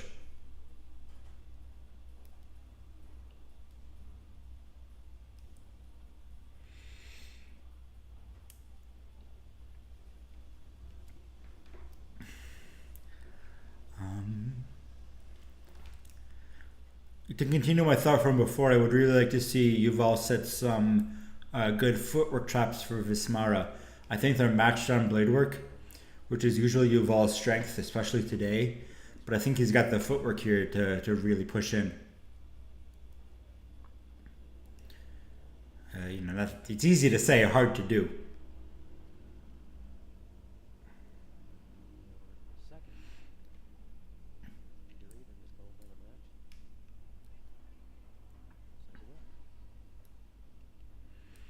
we go.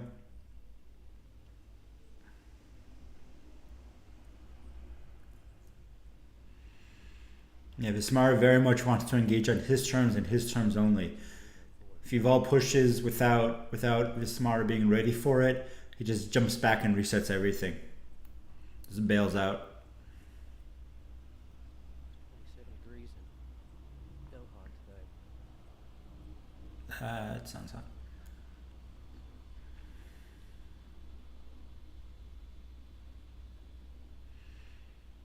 Now Yuval starting to claim the distance more.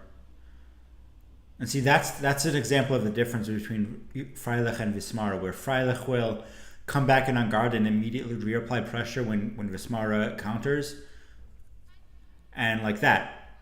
And Vismara has to reset completely. A really good touch from Yuval, set up over several actions by his footwork. Phrases. That's the classical word. And then he's just really always ready in a way that Vismara just isn't today. Not that Vismara is a slouch. He's fencing really, really well. Yuval is also fencing really, really well. And it's the little things like that that are going to make a difference at the highest level. Another one.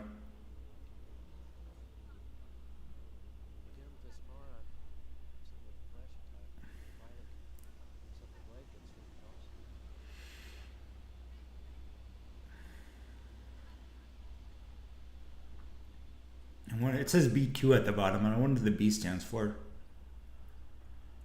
Double there. Falak just has to keep focus all the way through the bout. If he takes his foot off the gas like he did against Ramirez, that's something that Vismar will just eat up. He'll eat him alive with it. Another really good 6 flick from Freilich. Well timed because he delayed it a little bit till the remise from Vismara came.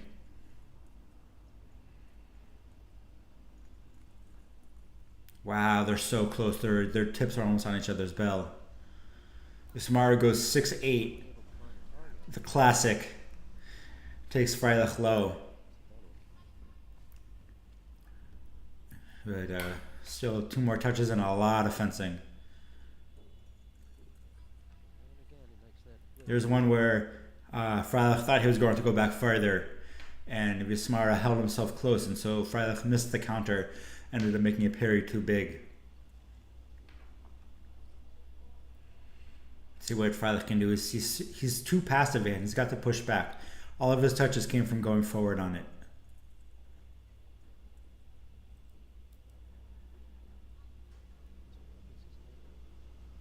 Gotta tie a shoe, fair enough. A tactical shoe tie, not really. 7-6, not a tactical shoe tie.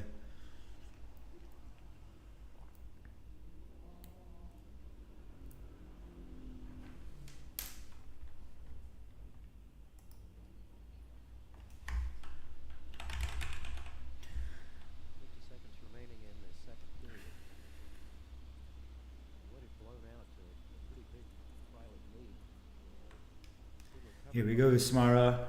Freilich pushing a little bit, now going back into his defensive stance. Gets a good one there. Makes the counter adjustment to Vismara, where Vismara isn't coming in as deep, so Freilich doesn't go as far back on the parry, and this time he's ready for the counter. Freilich keeping his good on guard. It's that little hop that Vismara does when he parries. That just makes you think that something is very punishable by Freilich at this level.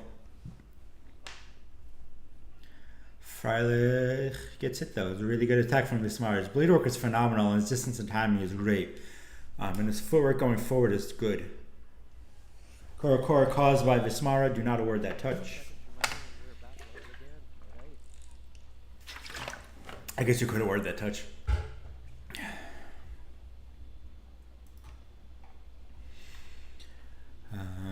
5 seconds and, they're just fencing it out.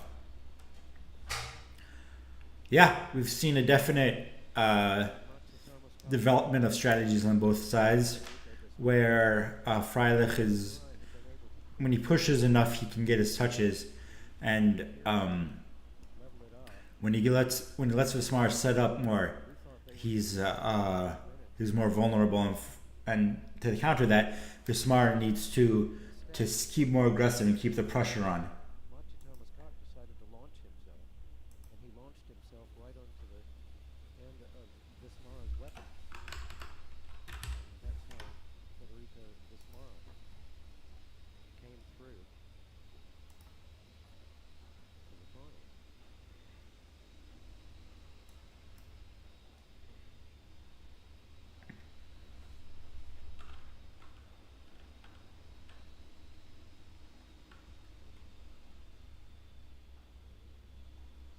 Gambler, difference between being a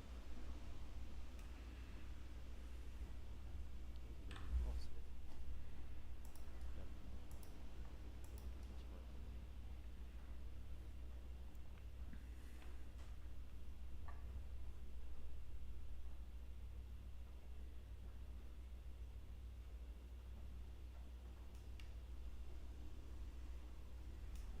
Ready to start the second. Maybe they're switching score keywords. That would be fun. This one's a little bit closer at this point than the last one was. Really not the time you want to be messing around with forgetting to add points and stuff.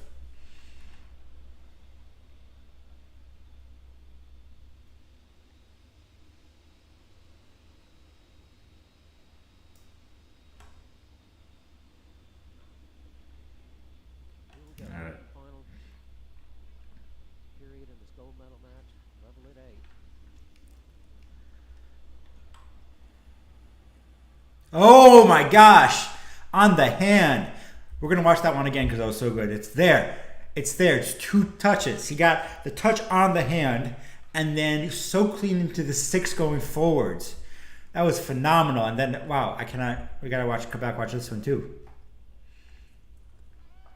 Good from Yuval not to go into the pressure. And that's 10 seconds into 2 points. That was so good. And there's a third. He's pushing back. See, it's when he's active and he's pushing. He's so much better. I really hope he doesn't watch this and calls me out on being an idiot. Anyway. Good touch again. He's not letting Vismara set up. He's not going back into... Vismara wants him to go back. And then Vismara has time to develop his actions. And Freilich is not giving it to him. And that's 4 fast touches. 5. Vismara in shambles.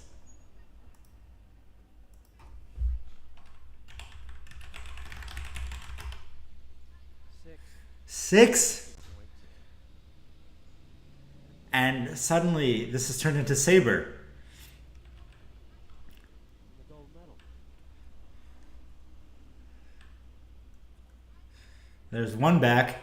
And it's the same thing. It's Yuval's going backwards, and Vismar is hitting him. If Yuval holds his ground or goes forwards, he gets the touch. And there it is, 15. 7-point run from Yuval Freilich, under a minute, 7 points, cleans it out, gold medal. Congratulations. Oh my God, I'm so glad I was watching this live. That's so much fun. I might stick it on for the medal ceremony. This is all the fencing we're going to watch tonight. But you're welcome. In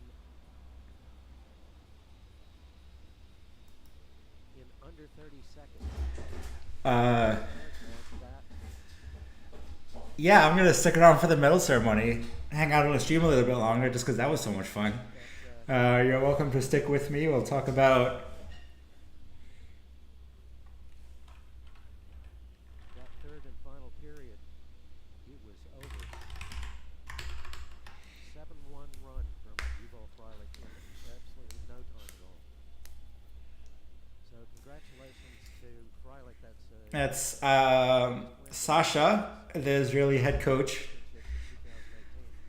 Um, that must be his sponsor patch he's pointing to. I don't know who sponsors him because, once again, fencing sponsors are absolute rubbish at their job and they don't know who they're promoting.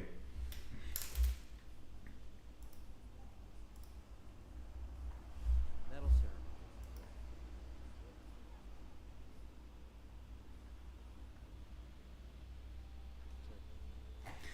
I should see if Yuval would do a bet with me. That terrifies me. I'm gonna be honest. Not that it's a bad idea, but that terrifies me. Um, I will think about it, and I guess I will text him and see what he says. And I want to talk about fencing with Yuval and be politely told how wrong I am. He's a really nice guy. He's a really nice guy. He's polite. He's quiet. He's soft spoken. He was nice to me when I first came to Israel and needed help finding things in fencing.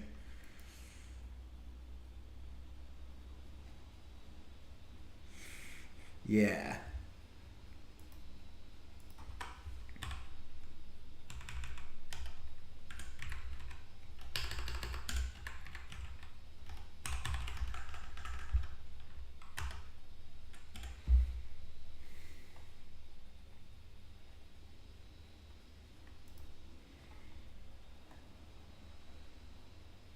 Look at all the Israelis in the chat.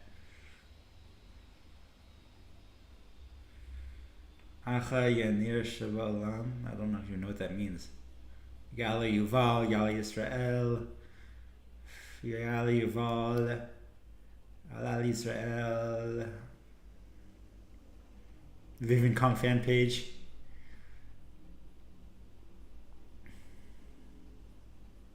Where am I gonna?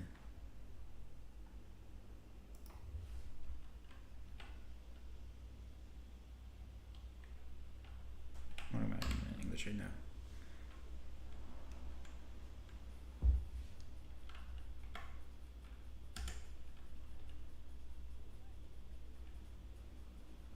I don't even know what to say.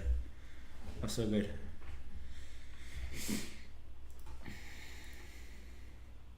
His phone's off, by the way. I just texted him to say congratulations, and this text not even going through. We'll see it eventually. I'll respond very politely.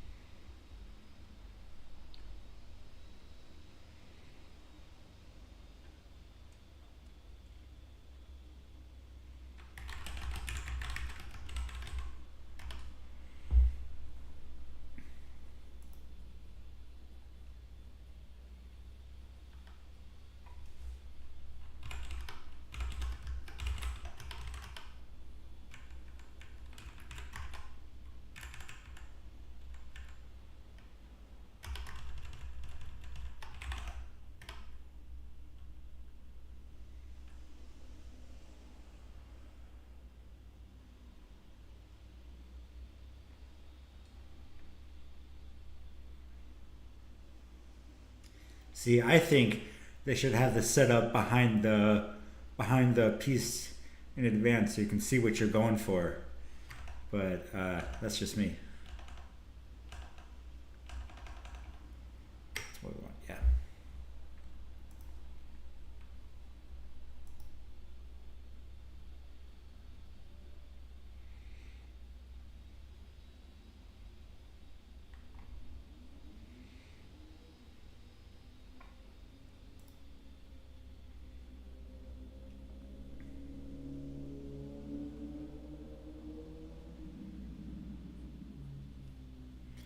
How many people does it take to set up a podium?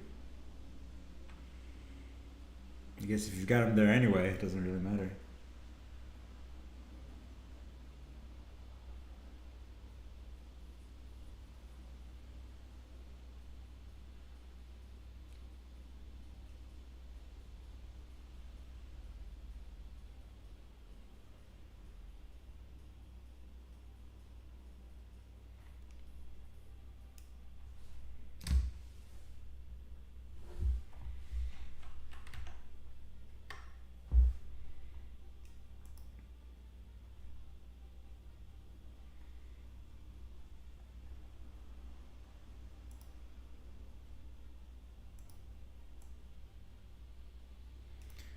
The color top of the podium. Yeah, I did not notice that. In fact, I thought the bronze one was the silver one because it looks slightly higher, and also they had it on the left side. They can't be that heavy. Like they're just boxes. They're hollow inside, and presumably it looks like it's just painted plywood.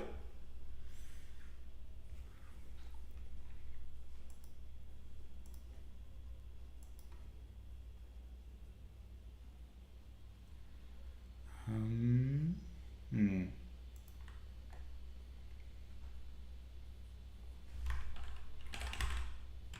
I actually think that updates the results already. So if you look at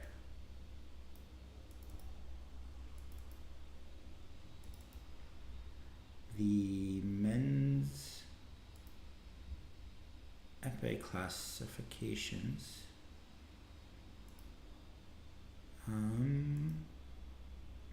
okay, didn't update because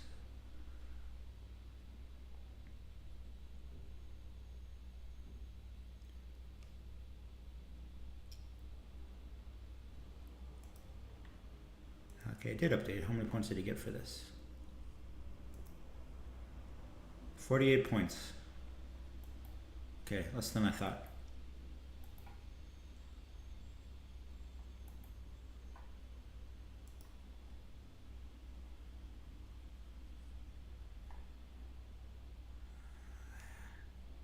FA website's so awful. Yeah, they're cumbersome, but they're not that bad. I've carried them. So that puts him. Where did Cohen go? Cohen dropped to 22nd. Freilich jumped to 28.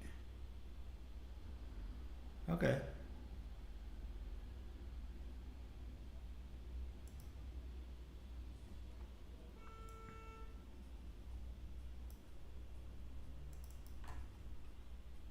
It's not bad. It's not bad.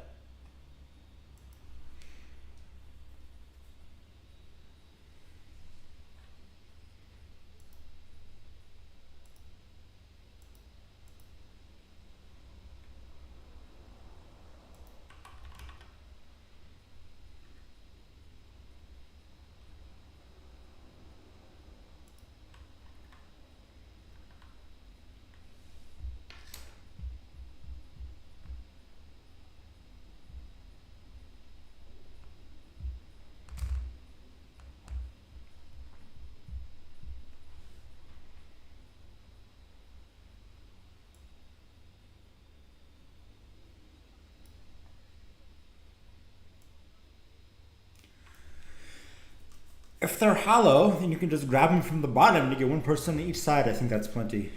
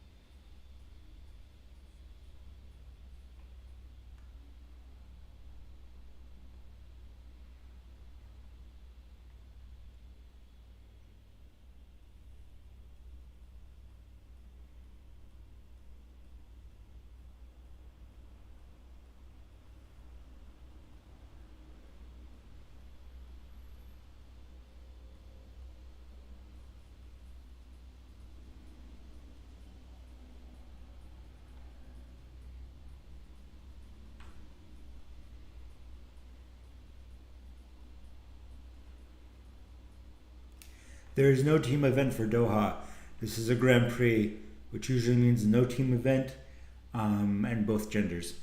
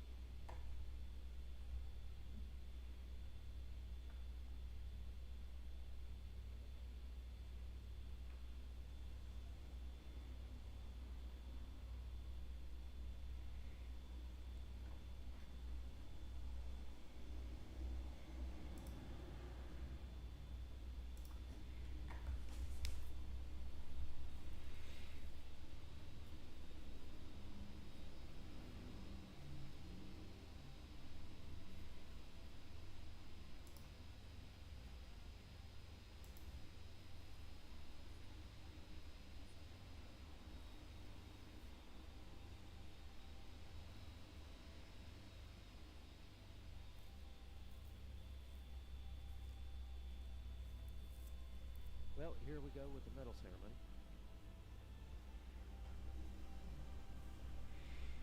Forgot David King was still alive.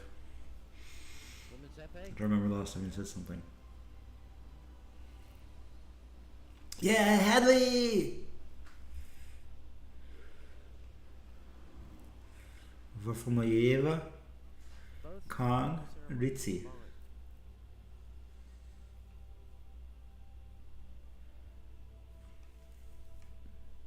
We will have 4 athletes who have never had a senior medal ever, and they're getting them at the Doha FA Grand Prix.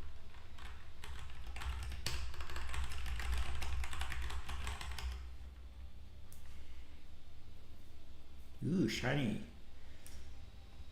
Shiny crowns, I guess those are. Those guys with the podium probably just want them to get it going for teardown then. Yeah.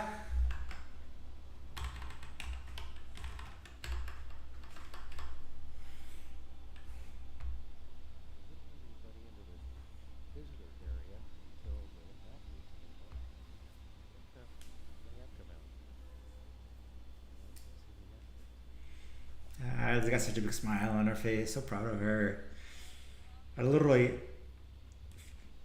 I've been following her career for a long time just because I met her and fenced her at a camp once, and I could see how good she was going to be. I'm so happy she's up here all the way up here on this stage now. So happy for her. Varfolomeeva, Ukrainian, nothing more to say. One final. Here goes to Daria Varfolomeeva of Ukraine, her first podium appearance.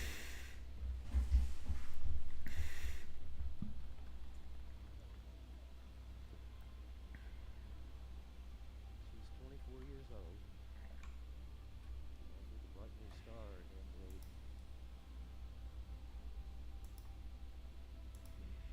Ukrainian fencing program.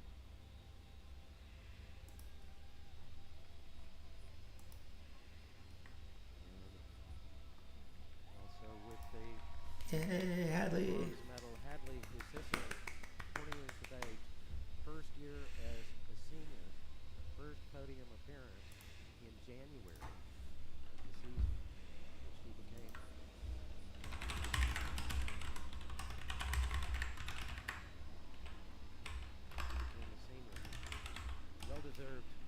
silver medal goes to Julia Rizzi of Italy.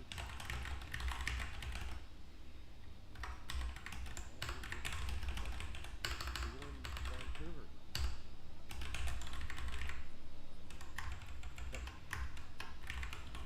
Our 2024 women's epee Kong. Doha Grand Prix champion is Vivian Manway Kong, world number one, and number one here in Cementing her lead. Just putting even more time.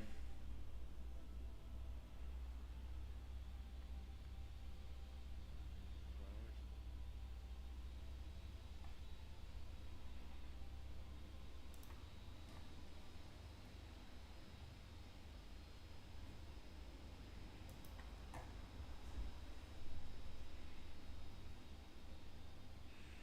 See, what I don't understand is, if you fly to a World Cup, your bags are packed because you have one bag for fencing and then one bag for everything else you need.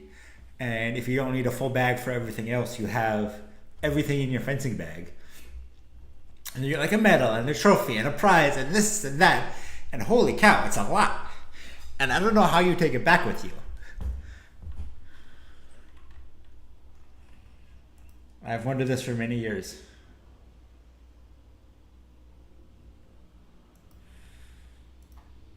Hopefully I'll be able to figure it out firsthand, but I don't think so.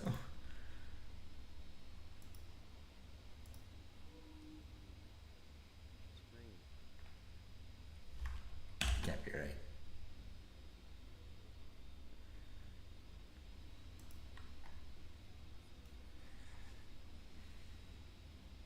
Hong Kong national anthem, All Please Rise.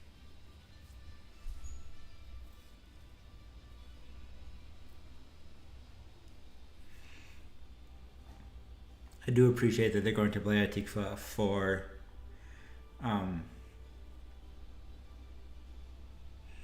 in Qatar. So here's a bit of shocking news. After Doha, points calculated, Manwai Vivian Kong. I don't know if the coaches have space. Manwai Vivian Kong, of course, when they went to Budapest, I know a couple of the guys brought an extra empty bag to be able to do a bunch of shopping in there and bought some new clothes. They were very ugly. Aww. Hadley, go get a hug!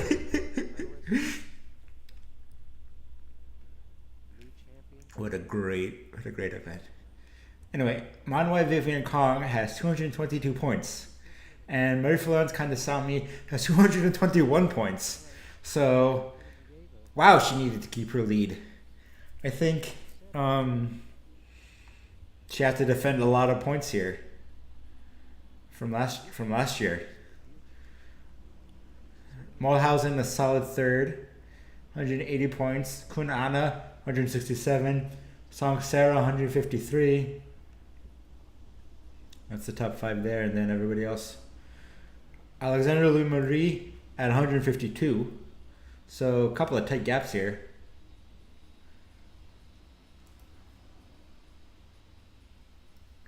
Yeah, see, give it to the coach. Allie does not strike me as a very flowersy girl. The U.S. program knew that Hadley Justice was still in place. I think that must be her dad. Ukrainian stars that they've got a new one. Did you say Ukrainian stars?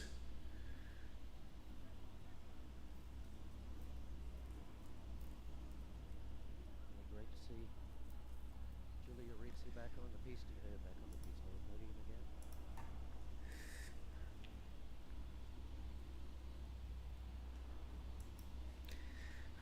Davide Di Veroli hold on to his Israel coach wearing a Maccabiah shirt? I don't see him. I must have just missed him. Davide Di Veroli, 196 points. So a lot more spread out in the men's side than the women's side. Koch Thomas, 160 points, so 30 Gare, where it was one for the women.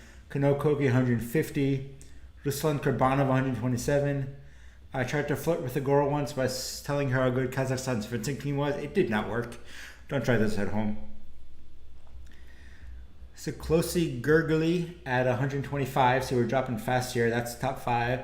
Bard at 107, that's Alexandre Bardenet. Canon at 107 for Bardenet, 105 for Canon, 104 for Vismara, 102 for Cuomo, and 100 for Kazuyasu. So the bottom 5 are real close, but it's just a lot fewer points already than we saw for the women, so there's a lot more points deeper. That's Freilich's first big score, so he's up to 59.5. Puts him at 28th in the world.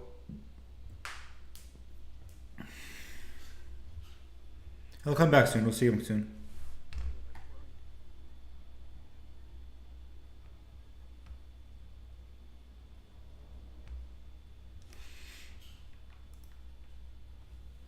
So next Grand Prix is in Torino. As mentioned, 9th of February. Borel somehow still in the 21 to 30 range. Our next event is in Budapest.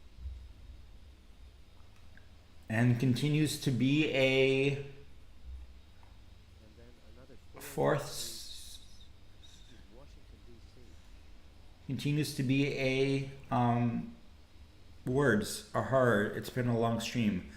Continues to be an absolute steal at the 21 to 30 spot. Junior and cadet He was Riyadh, Saudi Arabia. 8th in Doha here, 7th in Vancouver.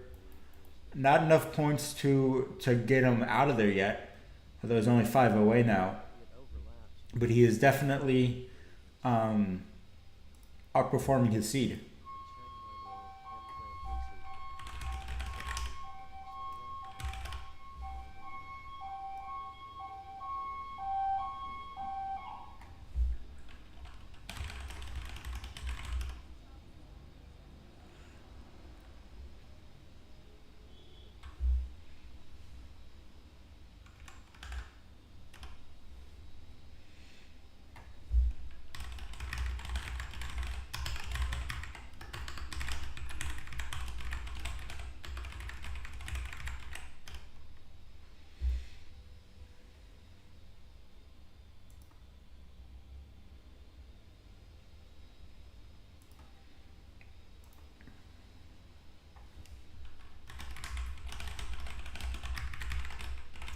And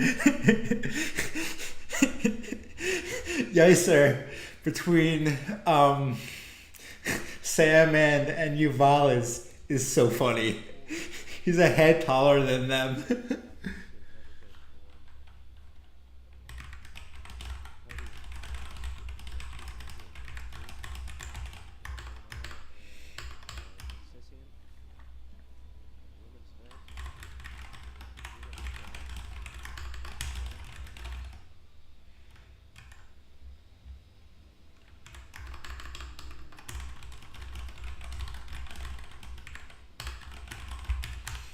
That was really funny.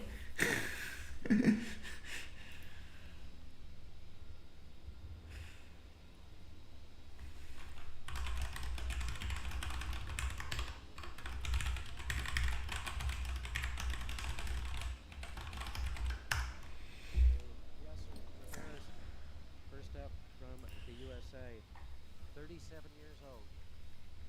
Hell yeah, Yeiser, get some. See where Yeiser's at. Bronze medal at the Doha FA Games.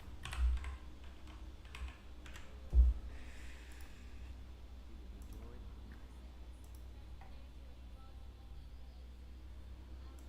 joined by Samuel Emmerich of the USA, and he's 18.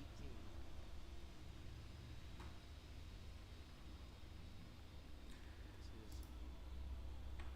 first senior medal. Okay, they haven't updated the points yet. Because Yeiser has 4 points for the season. They've put in the results but not updated the points. Goes to Federico Vismara of Italy. Good fencing by him. Samuel, I think it was just a little bit of the footwork let him down. It all evaporate very quickly.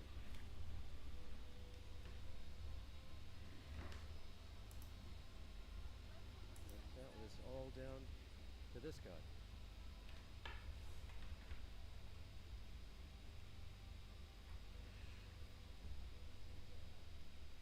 Our 2024 Doha Grand Prix men's épée champion, Yuval Freilich. Almost doesn't have to duck to get the medal on. Ali Femo.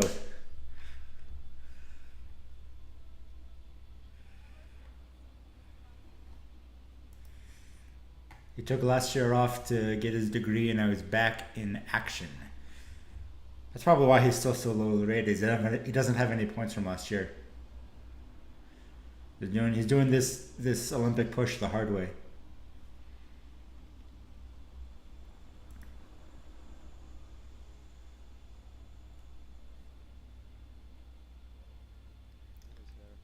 Head of the referee commission here, Marina Kanish.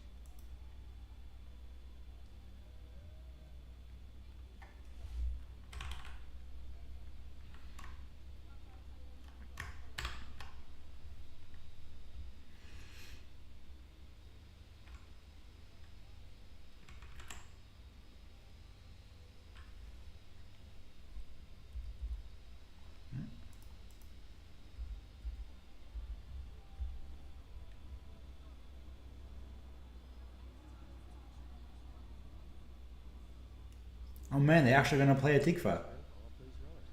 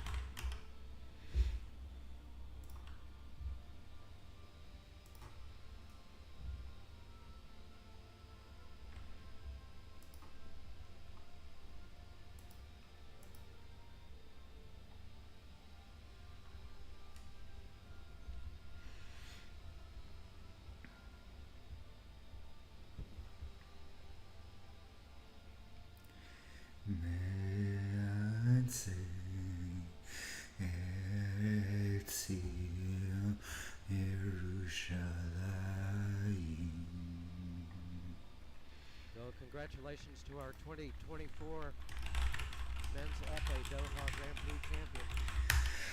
Oh, that was lovely. Let's go see if we can get a look for the The other medalists, Israeli teams. Federico Vismara, Yasser Ramirez, and Samuel Emrak. What a crazy day of fencing we've had. What a crazy 3 days of fencing we've had.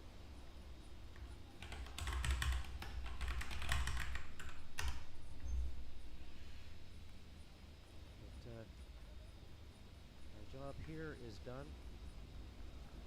We'll get the circus packed up and on the road. It does look like a Maccabiya shirt. To Yeah. Italy for the Fritz, I think you're right. That does look like a Maccabiya shirt. and when we go through the season. With a new venue and a midweek event, there are many changes to adapt to, but we've done that. And what we're going to do now is pack it up and go. So thank you for joining us. Thank you guys. I hope you had a lovely time. I know I did. I will see you guys possibly on the weekend, possibly next tournament. Have a good rest of the day of wherever you are.